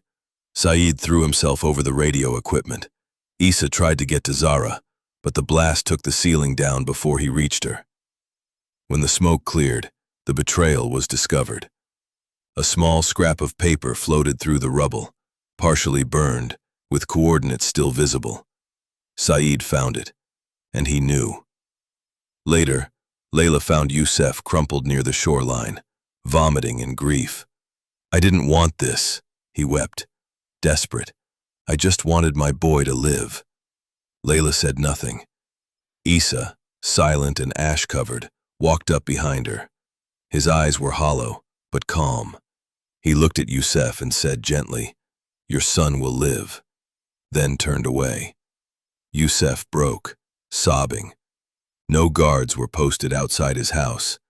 No stones were thrown at his door, but no one ever spoke to him again. Forgiveness was given, but trust had died that day, and Gaza, already tired, now bled from within. When Issa found his baby sister Zara's body, crushed and still, something inside him cracked open. He didn't cry, not at first. He looked to the sky, grief-stricken. "Are you watching, God? Can you feel all of the pain?" His hands glowed so bright they lit the tunnel like daylight. But he didn't heal her. He couldn't. He wouldn't. That night he dreamed. Jesus sat beside him. "I thought love would protect me," Issa said. "No," Jesus replied, thoughtfully. "Love is not a shield. It is a path. It breaks you. Then it breaks the world." That night, Issa didn't sleep so much as collapse, body trembling, soul frayed at the edges. He lay in the ash-stained hollow of the tunnel floor, Zara's scarf clutched in his fist, pressed to his face until the scent of her overwhelmed everything else. There were no more tears, only silence. But in that silence, something shifted. A stillness deeper than sleep wrapped around him. Time softened. Light returned, but not from above, from within. And suddenly, he was no longer in the tunnel. He stood in a field, quiet, boundless. The grass swayed like breath, glowing faintly in hues that had no name. The wind carried no sand, no smoke, only peace. And from behind a low hill, someone walked toward him. Not dressed in gold, not surrounded by angels, just a man, barefoot, in robes the color of sand and blood, eyes dark with knowing, shoulders heavy with the memory of nails. Jesus. He sat beside Issa beneath a lone olive tree. For a while, they said nothing. Then Issa broke. "I thought love would protect me," he whispered, voice hoarse, like it scraped across the inside of his chest. Jesus looked forward, not at him. Sadly, so did I. Issa turned, face twisting with grief, desperate. "Then why? Why didn't it save her? Why didn't you save her?" Jesus exhaled slowly, his hands resting palm up on his knees. "Because love," he said gently, "is not a shield, it is a path. And paths lead us through pain, through fire, through heartbreak, because only by being broken open can the light get in." Issa shook his head, heartbroken. She was a child. Jesus' voice cracked, low and full of gravity. Somberly, "So was I." Silence. Then Jesus placed a hand over Issa's heart. The boy flinched, but the warmth that spread was not comfort. It was recognition. Gravely, "You carry a love too powerful for this world to ignore. And so, the world will try to break you. Not because you're wrong, but because you're right." Issa clenched his fists, despairing. Then what's the point of it all, fiercely? To show them, Jesus said, eyes fierce now, that love survives what hate cannot, that when death comes, we do not match it with revenge. We outlive it, we outshine it, and we turn graves into gardens. Issa's voice was barely a whisper, pained. But I didn't save her. Jesus turned to him finally, eyes wet, gently. She didn't need saving. She saved you. The wind shifted. The tree bloomed above them, petals falling like soft tears. Issa looked down. Zara's scarf lay across his lap. He woke, not in flames, but in stillness. And when he opened his eyes, the light in his chest no longer flickered. It burned steady.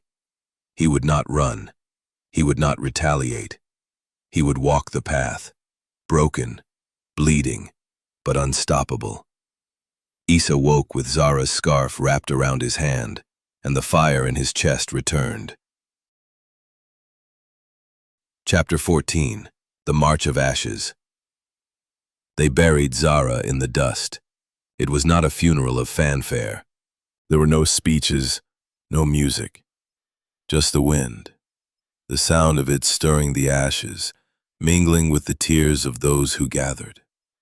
The earth, parched and barren, took in her small body as though it too had grown tired, exhausted by the violence that had marked the world for so long.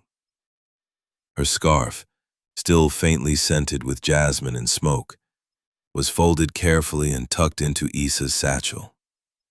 The fragrance of her youth, of a life that should have bloomed but was cut too short, lingered in the air like a promise of something lost.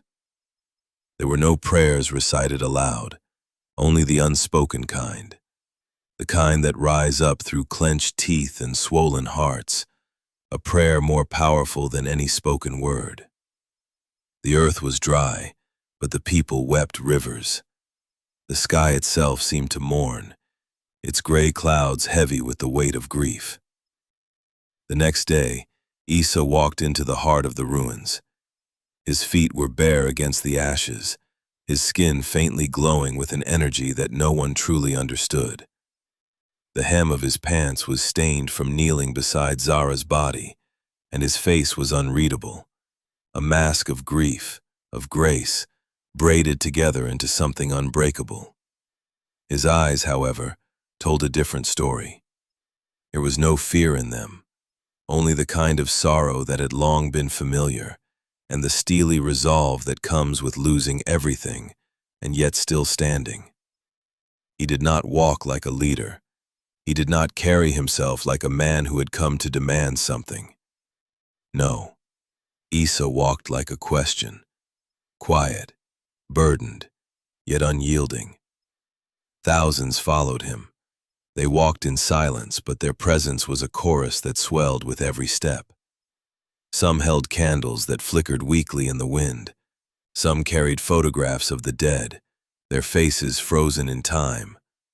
Others, though, came for nothing more than the need to see him, to see the boy of miracles, the walking sorrow, the flame in human skin. No one chanted. No slogans filled the air. There was no anger in the march, no cries for revenge. There was only reverence, the kind that comes when you know that something is shifting, that a moment of pure, unyielding truth is upon you. The sound of their steps, their feet on ash-covered stone, was like the heartbeat of the land itself, steady, aching, alive. Above them, a drone hovered, silent and predatory, capturing everything from the sky. Its unblinking lens recorded the march, cataloging every step, every movement. It captured the flutter of Zara's scarf, still tied around Issa's neck, now a flag made of memory, fluttering in the wind like a ribbon of defiance. It recorded his bare feet, walking through the dust, walking through history. The world was watching again. In London, in Paris, in Johannesburg, in Miami, Even in Tel Aviv, people paused. Coffee cups hovered mid-air. Subways fell quiet. Streets, once teeming with the noise of 1,000 lives, suddenly exhaled. The city itself seemed to inhale a collective breath, as if the entire world had, for a fleeting moment, held its pulse.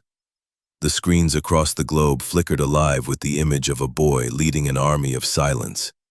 Layla, standing among the marchers, her voice barely more than a whisper, breathed the words that held more truth than anyone could have realized at that moment. This isn't a protest, it's a prayer. The words hung in the air, carried by the wind, touching the hearts of those who heard it, even if they didn't understand why it felt like something sacred. Saeed stood beside her, his hands trembling as he raised the salvage speaker. The wires, raw and exposed, reminded everyone that this wasn't a well-oiled machine, not an orchestrated performance. It was survival, it was love, and it was a defiance that could never be manufactured. His arms shook beneath the weight of it all, but he hoisted the old box high, and Issa stepped forward. His sister's scarf, now tied across his chest like armor, fluttered in the breeze. His palms, still glowing faintly with the light of mercy that could not save her, but refused to fade, trembled with a purpose. He took the mic. For a moment, there was nothing but the wind. The world held its breath. The drone above the march captured the stillness, the weight of it, as if time itself was unwilling to move forward, unwilling to break the moment. Then Issa spoke. The words that followed were not just his. They were the words of a people, of a culture, of a history that could never be erased. His voice, steady and powerful, rose like thunder in the silence. "We are not dust," he said. "We are the breath that stirs it. We are the roots you thought you cut, rising through the cracks you left behind. We are the seed that grows in what you burned." The earth itself seemed to tremble beneath his words, as if the soil that had borne them all had heard the truth. The drone overhead hummed louder, its gaze unwavering, but it could never capture the weight of what Issa had just said. "You've tried to erase us with bombs. You've tried to bury us with silence. You've tried to drown us in fear, but we remain. You watch us through drones, but you do not see us.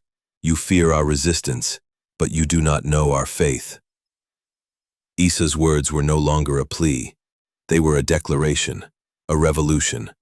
The sound of his voice echoed across the land, over craters, through checkpoints, over oceans, across borders that could no longer hold him, hold them, hold love.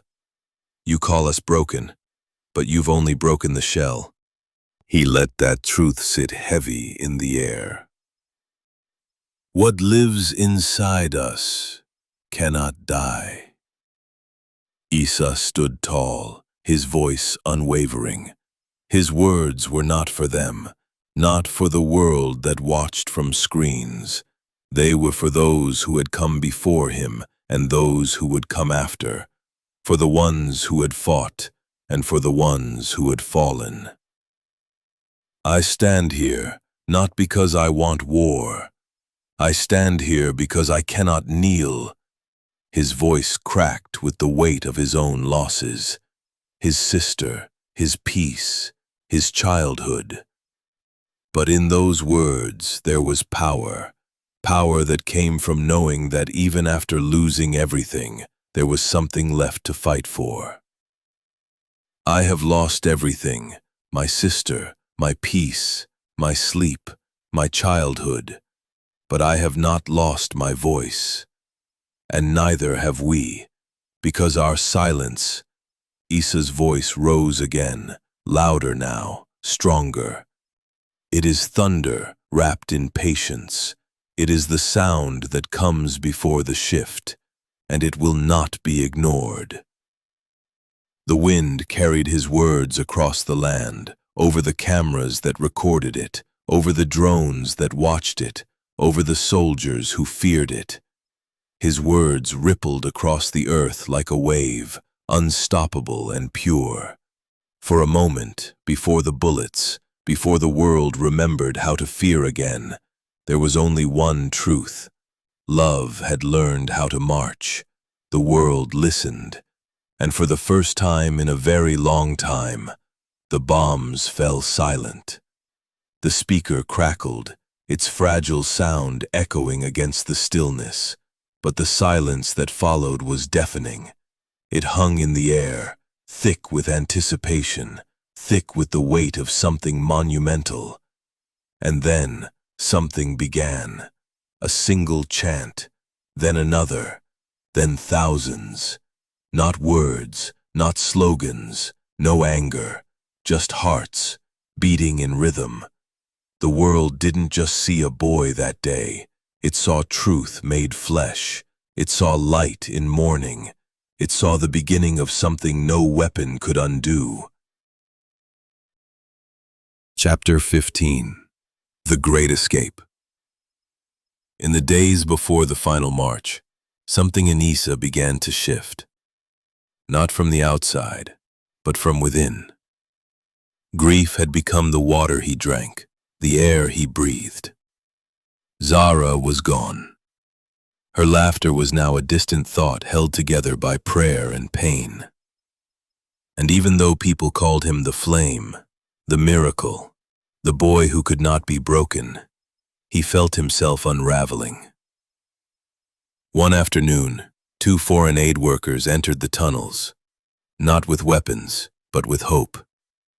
Their Arabic was broken, but their intentions seemed sincere. They offered something no one else had, a way out. They came bearing more than just supplies. Their backpacks were stuffed with medical kits, water purifiers, chocolate bars, and soft blankets that smelled of somewhere else, of somewhere safe. They wore vests marked with the insignia of a neutral NGO, and their Arabic was clumsy but kind. Children stared at them with wide, suspicious eyes. No one in Gaza trusted easily anymore, especially not strangers. But these 2 didn't flinch beneath the weight of mistrust. They smiled gently, sat low to the ground, shared food, listened more than they spoke. Finally, one of them, a woman named Clara, with tired eyes and a voice like rustling paper, approached Issa directly. "We've heard the stories," she said, slowly, carefully. "We didn't believe them at first, but then we saw the footage, the healing, the light." Issa said nothing. Her companion, a tall man named Theo, added, "There are people who can help you, people who care. We can take you out of here. Not just you, your cousin, your friends. Layla and Saeed if they're willing." "There's a convoy leaving Rafah in 3 days," Clara said. "We can smuggle you out with medical supplies. There's a safe house in Cairo, then Europe. You don't have to die here." They showed him a map, coordinates, a route through the southern corridor. Not a promise, but a possibility. "You wouldn't have to live like this anymore," Clara whispered. "No more hiding, no more war. Just a chance to breathe, to be free." Issa stared at the laminated papers in their hands as if they were made of ash. "Free?" he repeated. Theo nodded. "You've done more than anyone should be asked to do. Let someone else carry the weight now." They had documents, photos of other children they had helped escape. "We can get you papers, a new identity. You can live a real life, Issa. Go to school, learn, be free." He stared at the passports, then at Nook, his quiet little cousin, sitting cross-legged nearby, drawing in the dirt. Then to Layla and Saeed, who hadn't smiled in weeks. Then to the scarf on his wrist, Zahra's, still holding the shape of her last breath. He clenched his jaw. For a moment, the idea wrapped around his heart like a warm blanket. A life without drones, without rubble, without having to hold the dead and dying. Thoughtful. Could he leave? Sad. For Zahra, it was too late. Thoughtful. But what the others? Hopeful. Could they have a different ending? That night, Issa walked alone to the edge of the camp. He sat under a collapsed olive tree and watched the stars. His hands glowed faintly, pulsing with the weight of unmade decisions. A voice inside him whispered, gentle, "You can leave." Reassuring, "You've done enough." Softly, "No one would blame you." Another voice, older, quieter, stronger, whispered back, solemn, "But who will remember us if not you?" He saw Zara in the sky, not as a ghost but as light, a distant memory made whole. And he saw the faces of those who still lived, who still waited, who still believed. In the morning, the aid workers returned. The dust of the land still clung to their clothes, a testament to the grueling journey they had endured to reach this forgotten corner of the world. Their faces were tired, but there was a quiet hope in their eyes. They had come with aid, with solutions, with promises that the outside world had not forgotten them. Issa stood there, watching them approach, his heart heavy with the weight of the decision he had made. He reached into his bag and pulled out the documents they had asked for, the papers that held the promise of an escape, a future beyond the walls, beyond the suffering. Sincerely, "Thank you," he said, his voice, low voice, but clear voice, clear. His words hung in the air, suspended between gratitude and something deeper, something that could not be fully explained. He could feel Clara's gaze, soft and full of concern, and Theo's silent understanding, steady as ever. The tension between them was palpable, but it was not one born of anger or judgment. It was the silence that comes when two worlds collide, when one man chooses to stand when others would walk away. But Issa wasn't done. His hands trembled slightly as he handed them the documents, but he did not turn away. Determined. "But the ones who need me most," he continued, emphatically, "are not on the other side of the wall. Firmly, they're right here, under it." The words hung heavy between them, an unspoken truth that seemed to transcend language. Clara's face softened, and for a moment, he could see the tears brimming in her eyes. It was a look of sorrow, but also of understanding. Understanding that sometimes the greatest sacrifice is not one that can be quantified in actions or accomplishments. Sometimes it is the silent choice to stay, to bear witness, to endure. Clara took a step toward him, as if to reach out, to say something, to convince him once more. But Issa held his ground. His eyes did not waver. He had already made his choice, and he did not need their pity. He did not need them to understand. Theo, ever the silent observer, did not speak. His gaze was steady, his expression unreadable, but in his eyes, there was a quiet acknowledgement of what Issa was about to do. Theo understood without words, understood in the silence that had always existed between them, an understanding that needed no explanation. It was the language of those who had seen too much, felt too much, and yet still chose to fight for what was left. They didn't try to convince him again. The unspoken words lingered in the air between them, but they did not push him. Some lights, some souls, are not meant to flee the darkness. They are meant to burn inside it, to illuminate the very things that would consume them. And Issa, he chose to stay. Not because he wasn't afraid. He was afraid, terrified even. He could feel the weight of the fear pressing in from all sides. It whispered to him in the stillness of the night, a reminder of everything he had lost, everything he stood to lose. It clawed at him with every breath, every heartbeat. The fear of the unknown, the fear of failure, the fear that even in his deepest sacrifice, there would be no redemption, no reward.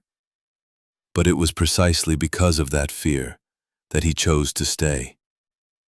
He understood now, in a way he never had before. That love was not the absence of fear.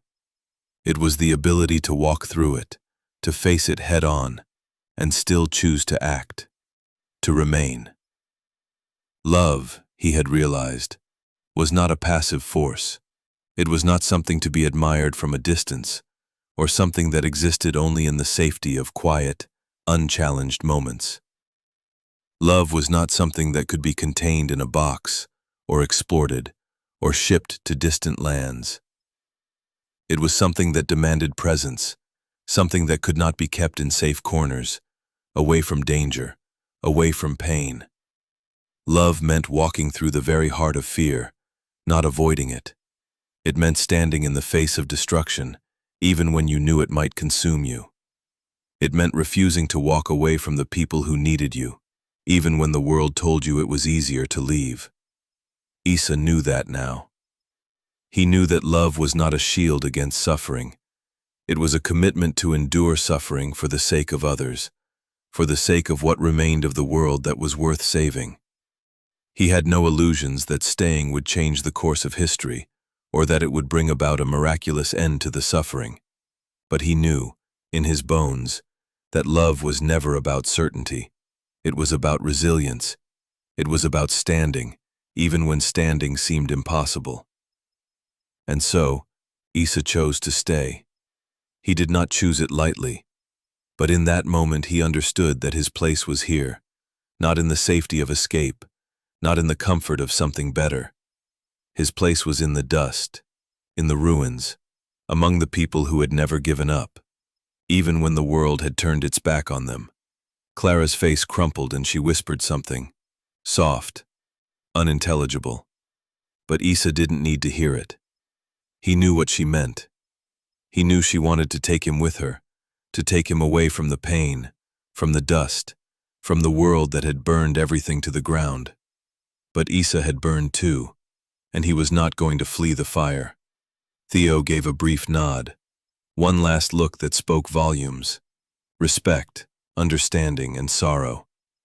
And then they turned away. They left, fading into the dust from which they had come. Their departure was quiet, without fanfare, without finality. There was no goodbye, only the soft sound of their footsteps as they walked away, disappearing into the distance. Issa watched them go, his heart heavy with a weight that was both a burden and a blessing. He had chosen this path, this moment, and it was not one he could walk away from. Not now, not ever. As the sun began to set, casting long shadows over the land, Issa stood alone. His hands were steady, his heart resolute. He was afraid, yes, but he had made his choice. And in that choice, he found something that fear could never take from him. Purpose. Because love, when it is real, does not run from the darkness. It stands in the midst of it and burns all the brighter. Chapter 16. The Light That Breaks. The sky over Gaza wore a heavy gray veil that morning, a color so thick it swallowed sound and feeling alike. The kind of gray that seemed to soak into the bones of the land, into the marrow of its people, until even hope felt waterlogged. Survivors lay in their tents and hollowed-out buildings, listening for the distant hum of drones, the metallic shriek of falling bombs. But none came. Just silence, thick and impossible.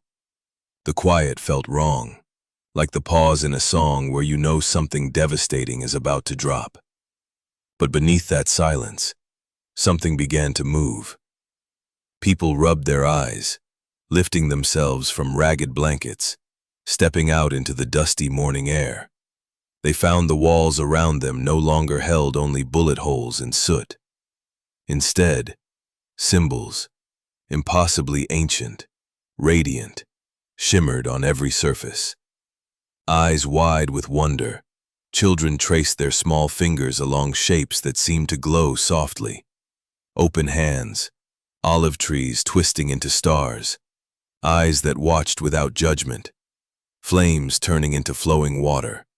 No paint, no brushstrokes. They were simply there, as if they had always existed in the bones of the walls, but had been hidden behind the violence and grief of this world. On one wall, a boy's face appeared, neither a mural nor a projection. It was Issa, his expression calm, filled with a warmth that defied all logic, a warmth so bright it almost hurt to look at. They spoke in hushed voices that trembled with wonder. Words spilled from them that sounded older than their bodies, as if channeled from another time. "I saw water become light," whispered one girl, her hair tangled like seaweed. "I saw Zara flying with wings of flame," a boy murmured, eyes glazed with wonder. "I saw Issa, glowing like the moon, but warmer," another child gasped, hugging herself. In tents and ruined hallways, some children literally glowed. Their hands shimmered faintly as they reached for bread, eyes flickered gold as they met each other's gaze. It was not painful, it was not fearful. It was as if a veil had lifted, and for the first time, they touched what it meant to be fully alive. Word spread like wind carrying embers. Anne, a refugee mother, still cradling the last piece of her broken family, whispered to her tent, "I saw the fire coming for us, and it turned to rain." Paris, an elderly imam sobbed into his Quran. He touched the wall. He wept to his students. The wall breathed. It was as if stone had lungs and a heart. Anne, Chicago, a street artist, dropped his spray can mid-tag, falling to his knees and shaking as he saw Issa's face ripple across a city mural. Jakarta, a young woman bent over her mother's hospital bed, whispering to the fading woman that she saw Issa in her dream, and the woman's last breath turned from a rattle to a gentle sigh. Facilitates, Mecca, the Grand Mosque fell into a hush so deep it felt like the earth stopped turning. Elders, their fingers trembling like reeds in wind, unrolled scrolls hidden for centuries. One man traced an ancient verse he dared not read aloud as he spoke, "And from the ash of the oldest city shall rise the voice of the one who walks unarmed, the healer, the son of mercy, the one whose light parts the veil." A cardinal collapsed mid-mass. When he finally rose, eyes glazed, he whispered one sentence before fainting again. "He's here." Around him, bishops pressed their fingers to sealed scrolls, said to have been hidden since the Crusades.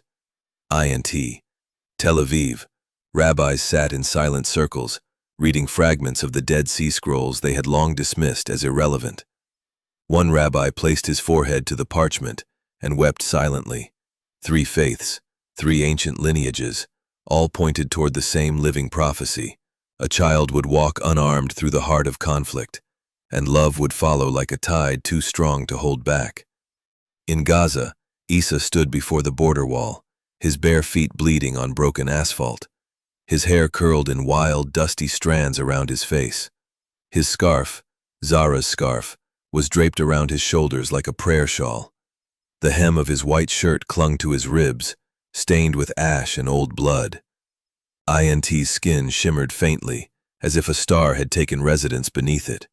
Each step forward felt impossibly heavy, yet he moved with a grace that made time itself seem to bend. On the rooftops, Layla leaned over, tears streaking the dust on her face. "He's walking into the lion's mouth," she whispered, her voice cracking like dry wood. Had stood behind her, steady as a stone, his hand firm on her shoulder.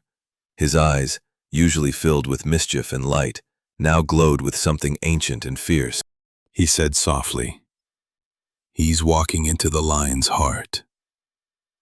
Down below, small crowds gathered. They did not shout, they did not chant. Instead, they knelt in the ash, heads bowed, their fingers tracing the symbols on the walls around them. Fia from Damascus to Dublin, from Johannesburg to Seoul, people gathered in churches, mosques, temples, living rooms. Candles flickered in trembling hands, hymnals opened beside Qurans, Torah scrolls unrolled on kitchen floors. Some sang, some wept, but most simply watched in reverent silence. This was not a protest. This was not a revolution of weapons or flags. This was something older, something primal, silent uprising of love. Through their lenses, they saw not just a boy, but a boy who looked like he belonged to every mother's prayer, a boy whose glow seemed to reach across the sand and press gently against the barrels of their rifles. His hands, palms open, no weapon in sight. His fingers glimmered faintly, as if dipped in dawn's first light. His lips moved, though no sound carried on the wind.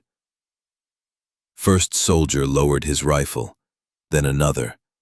Hush fell so deep that the world itself seemed to inhale. Took another step, his breath visible in the morning chill. He looked up, not at the towers, not at the barbed wire, but at the sky, as if addressing the stars themselves. He crossed. Beyond the wall, he paused, turning slightly as if to look back, but his gaze didn't hold regret. Instead, it was a gaze that held entire histories, entire tomorrows, a gaze that forgave before it was asked. Every screen flickered, satellites buzzed, live streams worldwide froze and then resumed. Saeed closed his eyes, whispering prayers he didn't know he still remembered. A shepherd in the West Bank let his sheep wander as he dropped to his knees, face pressed into the earth.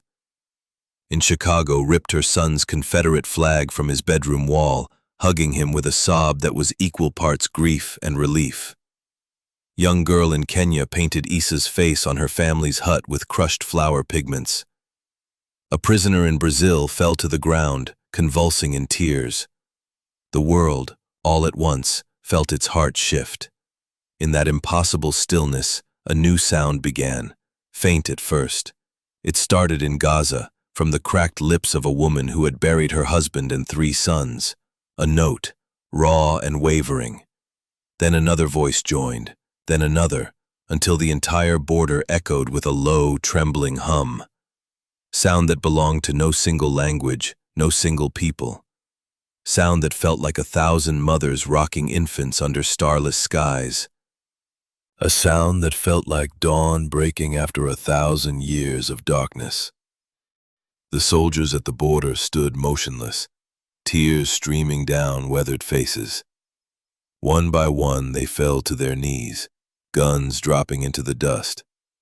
And Issa kept walking. From above, satellites captured it all. A lone boy glowing, crossing an impossible divide. A sea of humans, on both sides, melting into one heartbeat. And the world, for the first time in living memory, trembled not from fear, but from the terrible, radiant power of love made flesh. Chapter 17. The Prophet and the Flame.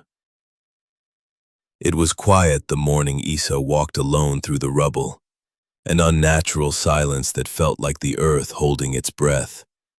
No drone buzz above, no thunder from the sky. Even the stray dogs that roamed the alleyways had disappeared, as if they too understood that something sacred was about to unfold. The boy wore Zara's scarf around his neck, white and frayed with soot and tears. It fluttered gently, a ghost of her laughter, a whisper of her spirit. His jeans were torn, knees worn raw from prayer and crawling through shattered streets. His feet, bare and scarred, kissed the broken stones with each step, each wound a verse in an unwritten scripture. That same shirt from the march clung to him like a second skin, blood and ash woven into its fabric. His hair, long and curly, moved in the morning breeze as though it carried the last memories of 1,000 lost prayers. Behind him, the people of Gaza stood frozen on rooftops and doorsteps, eyes wide with grief and reverence.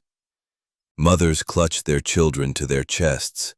Elders pressed their foreheads to the doorframes. No one dared to follow. He had asked them not to. This part, I walk alone. Beyond the border wall, hidden in the concrete belly of a sniper tower, eyes watched through a scope. The sniper's breath rattled in his throat. In the crosshairs, the boy's heart glowed, not with the rage they expected, but with something terrifyingly pure, peace. And that frightened them more than any gun or bomb ever could. The shot cracked the dawn like lightning splitting an ancient tree. Issa's body jolted once, his shoulders folding forward. He fell to his knees gently, like a man bowing in prayer. He did not convulse, did not claw at the ground. Instead, he laid himself down, his cheek pressing into the dust as if listening for the heart of the earth one last time. Blood spread beneath him, dark and warm, seeping into the thirsty soil, a quiet crimson prayer. His final breath was not a cry, but a soft exhale, a light leaving a lantern. On the rooftops, the rose. Layla collapsed, her scream splitting the morning. Saeed dropped to his knees, hands gripping his hair. Mothers fell to the ground, pulling their children close as if trying to hold back the tide of sorrow. Even the birds, once so silent, now screamed in the sky, a chaotic chorus of loss. But then, something stirred. Where his blood had touched, the earth began to shimmer as if swallowing starlight. The soil pulsed once, twice. A tremor rolled through the ground, as though the land itself was weeping. From that sacred wound in the earth, a sapling broke through. A single fragile green blade, trembling, defiant. Then another, and another. Within moments, the sapling rose, thin and luminous, as though it carried every prayer Issa had ever whispered. The bark glowed faintly, golden veins pulsing like a heartbeat. Leaves burst open in colors no one had names for, deep indigos, molten golds, shimmering silvers that seemed to hold all the starlight Gaza had ever lost. Then the flowers came. One, then a dozen, then hundreds. Vibrant, fragrant, they bloomed in a breathless eruption of life, defying every bomb, every bullet, every whispered curse. Their perfume drifted through the streets, curling into broken windows, settling into the hair of crying children, seeping into the lungs of old men too tired to hope. People gathered, inching forward in stunned reverence. No one touched the tree. They knelt instead, pressing their foreheads to the dirt, feeling the warmth that pulsed from the roots. Children laid small stones in a circle. Layla crawled forward, Zahra's scarf clutched in her trembling hands.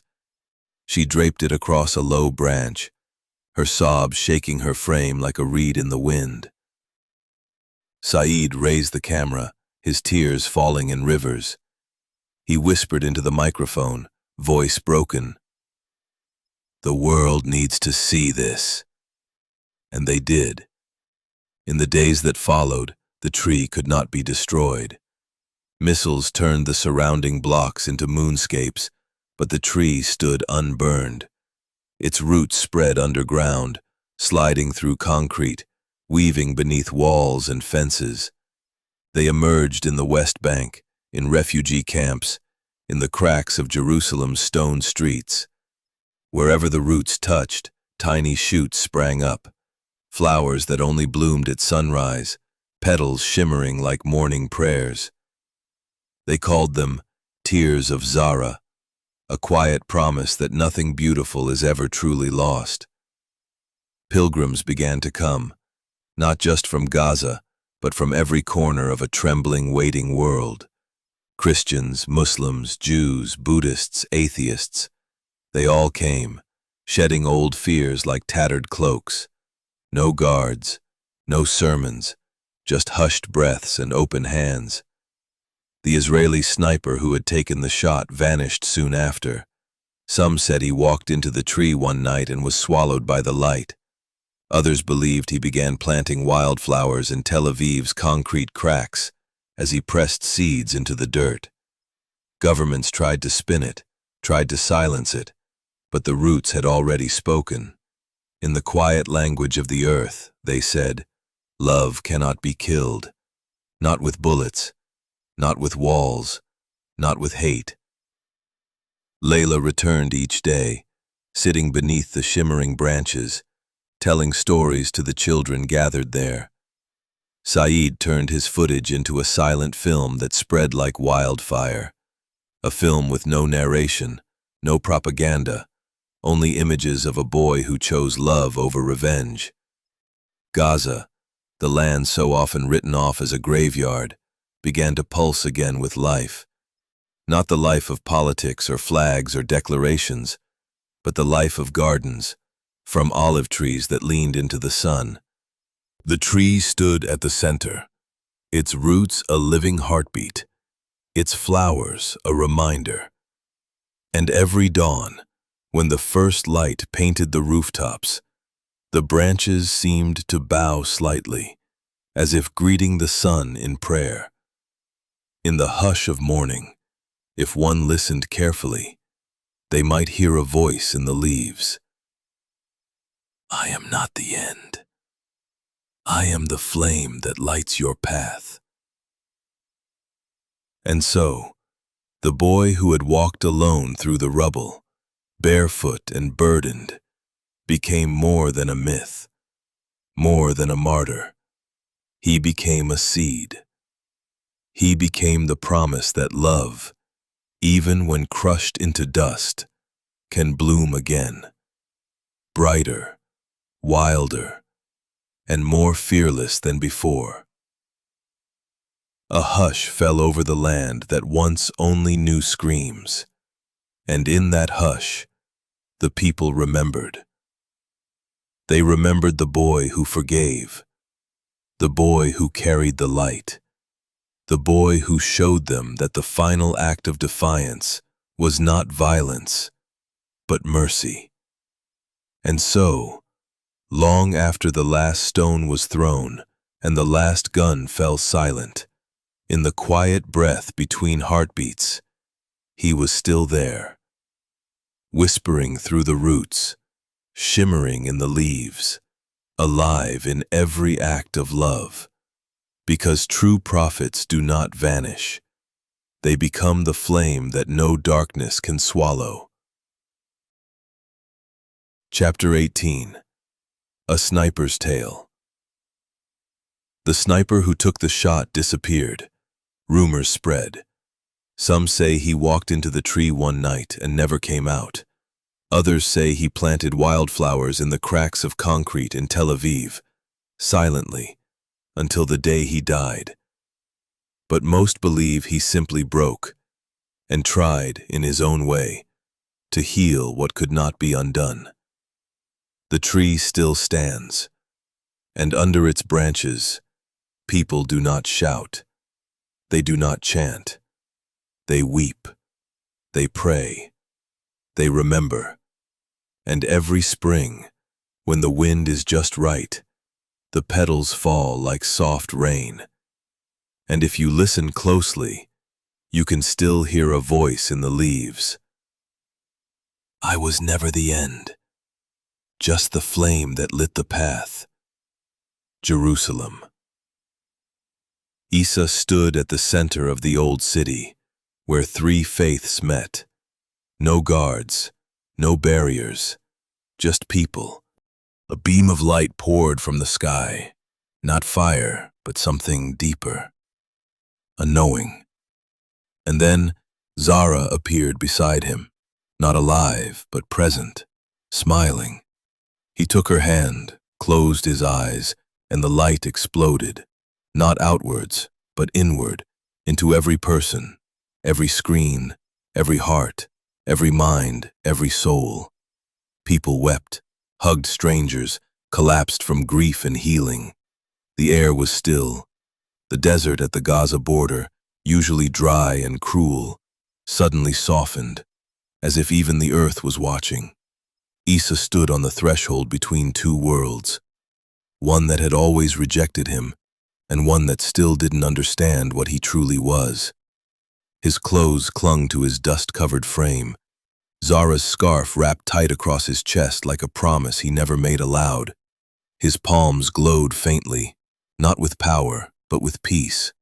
And then, the sky cracked open. But it wasn't thunder, not a missile, not rage. A beam of light poured from above, not blinding, not hot. It was a light that remembered, a light that knew.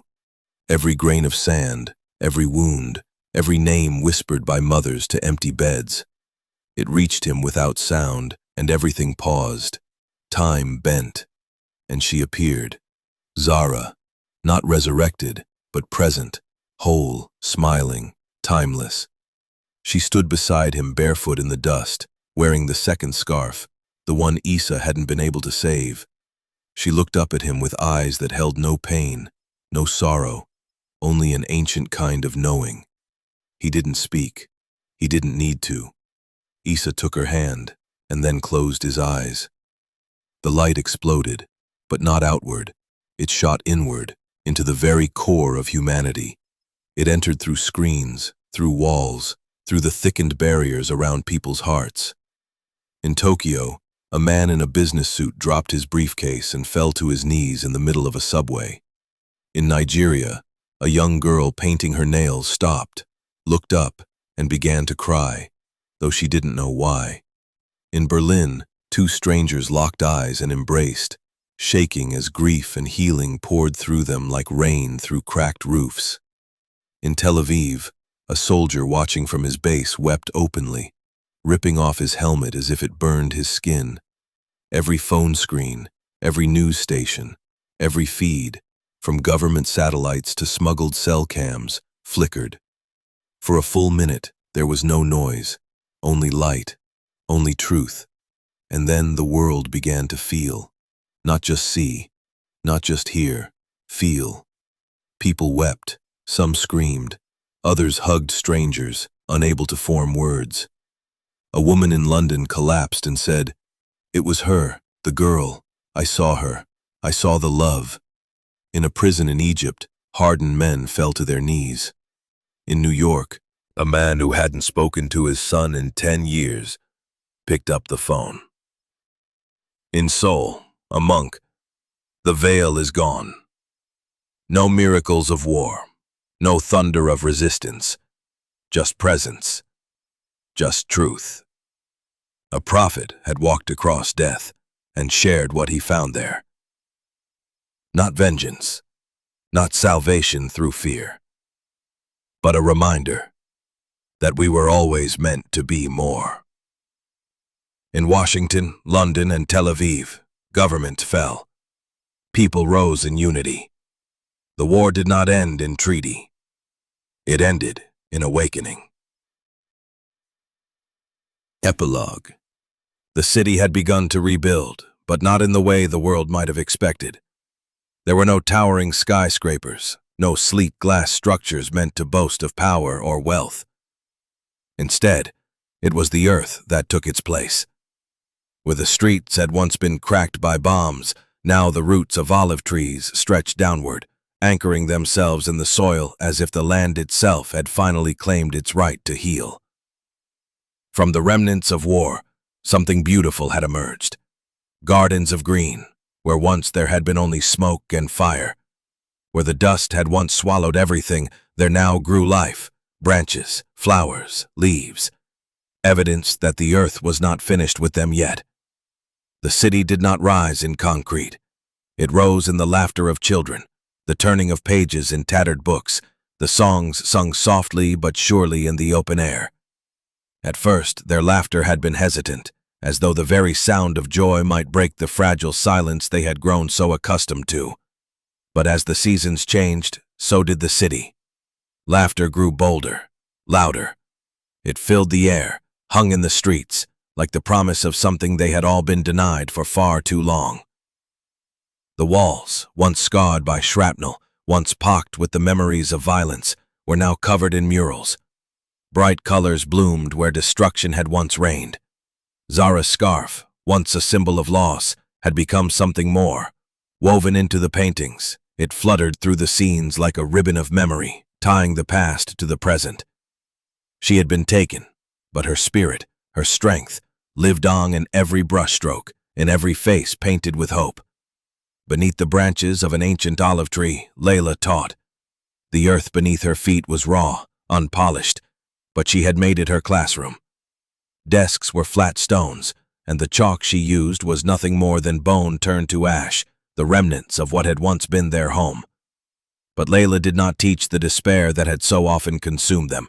She taught language, words that were not just sounds, but promises. She taught history, not as something to be buried, but as something to remember. And she taught hope, the kind that did not ask for miracles, but simply for the courage to begin again. She told the children the story of a boy who healed with his hands but hurt with his heart. A boy who had turned silence into strength, whose voice had shattered the air, not with anger, but with truth. A boy who had been the light when all seemed lost. She told them of Issa, of the love that had saved them all, not in grand gestures, but in small acts of defiance. In the moments when it would have been so easy to give in, he had chosen to stand. Saeed, too, found his purpose. He ran a radio station from the remains of a broadcast tower. What had once been a symbol of power was now a vessel for stories. He called it Voice of the Flame. There were no advertisements, no politics, just stories. Stories of Issa, of Zara, of the people who had endured, not in spite of their suffering, but because of it. Stories that refused to be erased, that would never be forgotten. He played songs, not of victory, but of survival. Of revolution, not with guns, but with the heart. His station was a sanctuary, a place where the unheard found their voice, where the silenced found their strength. But Issa was gone. Some say he vanished in a flash of light, as though the earth itself had given him back to the sky, returning him to the stars from which he had come. Others claim he walked barefoot into the desert, northward, toward lands that would never know his name, but would carry his legacy with them. A few whisper that he waits in the tunnels, listening, always listening, for the next child who calls out not for revenge, but for mercy, for a kind of justice born not of violence, but of compassion. But one thing is certain, his scarf remained. It was tied to a fence post, rusted and worn, but still standing. A fence post that no longer marked a border, no longer separated one from another. It was a crossing now, a reminder, a symbol. His scarf, woven with the memories of a revolution not fought with blood, but with love, fluttered in the wind. A beacon, a testament to everything that had been and everything that was yet to come. Issa's story spread far and wide, carried across deserts, seas, and skies. It was not a myth, not a scripture. It was memory, a memory that refused to fade, that refused to be wiped from the pages of history. From that memory, new flames were ignited. Small flames, defiant and beautiful. They burned not with the force of war, but with the gentleness of a spark shared between two souls, igniting the world with love rather than hate. And those flames spread, carried by the wind, carried by children, carried by love. They lit up the darkest corners of the earth, a testament to the fact that no power, no empire, could ever extinguish what the heart could endure. Because the flame, his flame, was never meant to be worshipped. It was not a monument, not a statue to be idolized. It was something far greater. The flame was meant to be shared, to be passed from one hand to another, to ignite not just the body, but the spirit, to remind the world that love, when it is truly lived, cannot be killed, it cannot be bought, and it cannot be stolen. It can only be shared. And so the world began again. The end.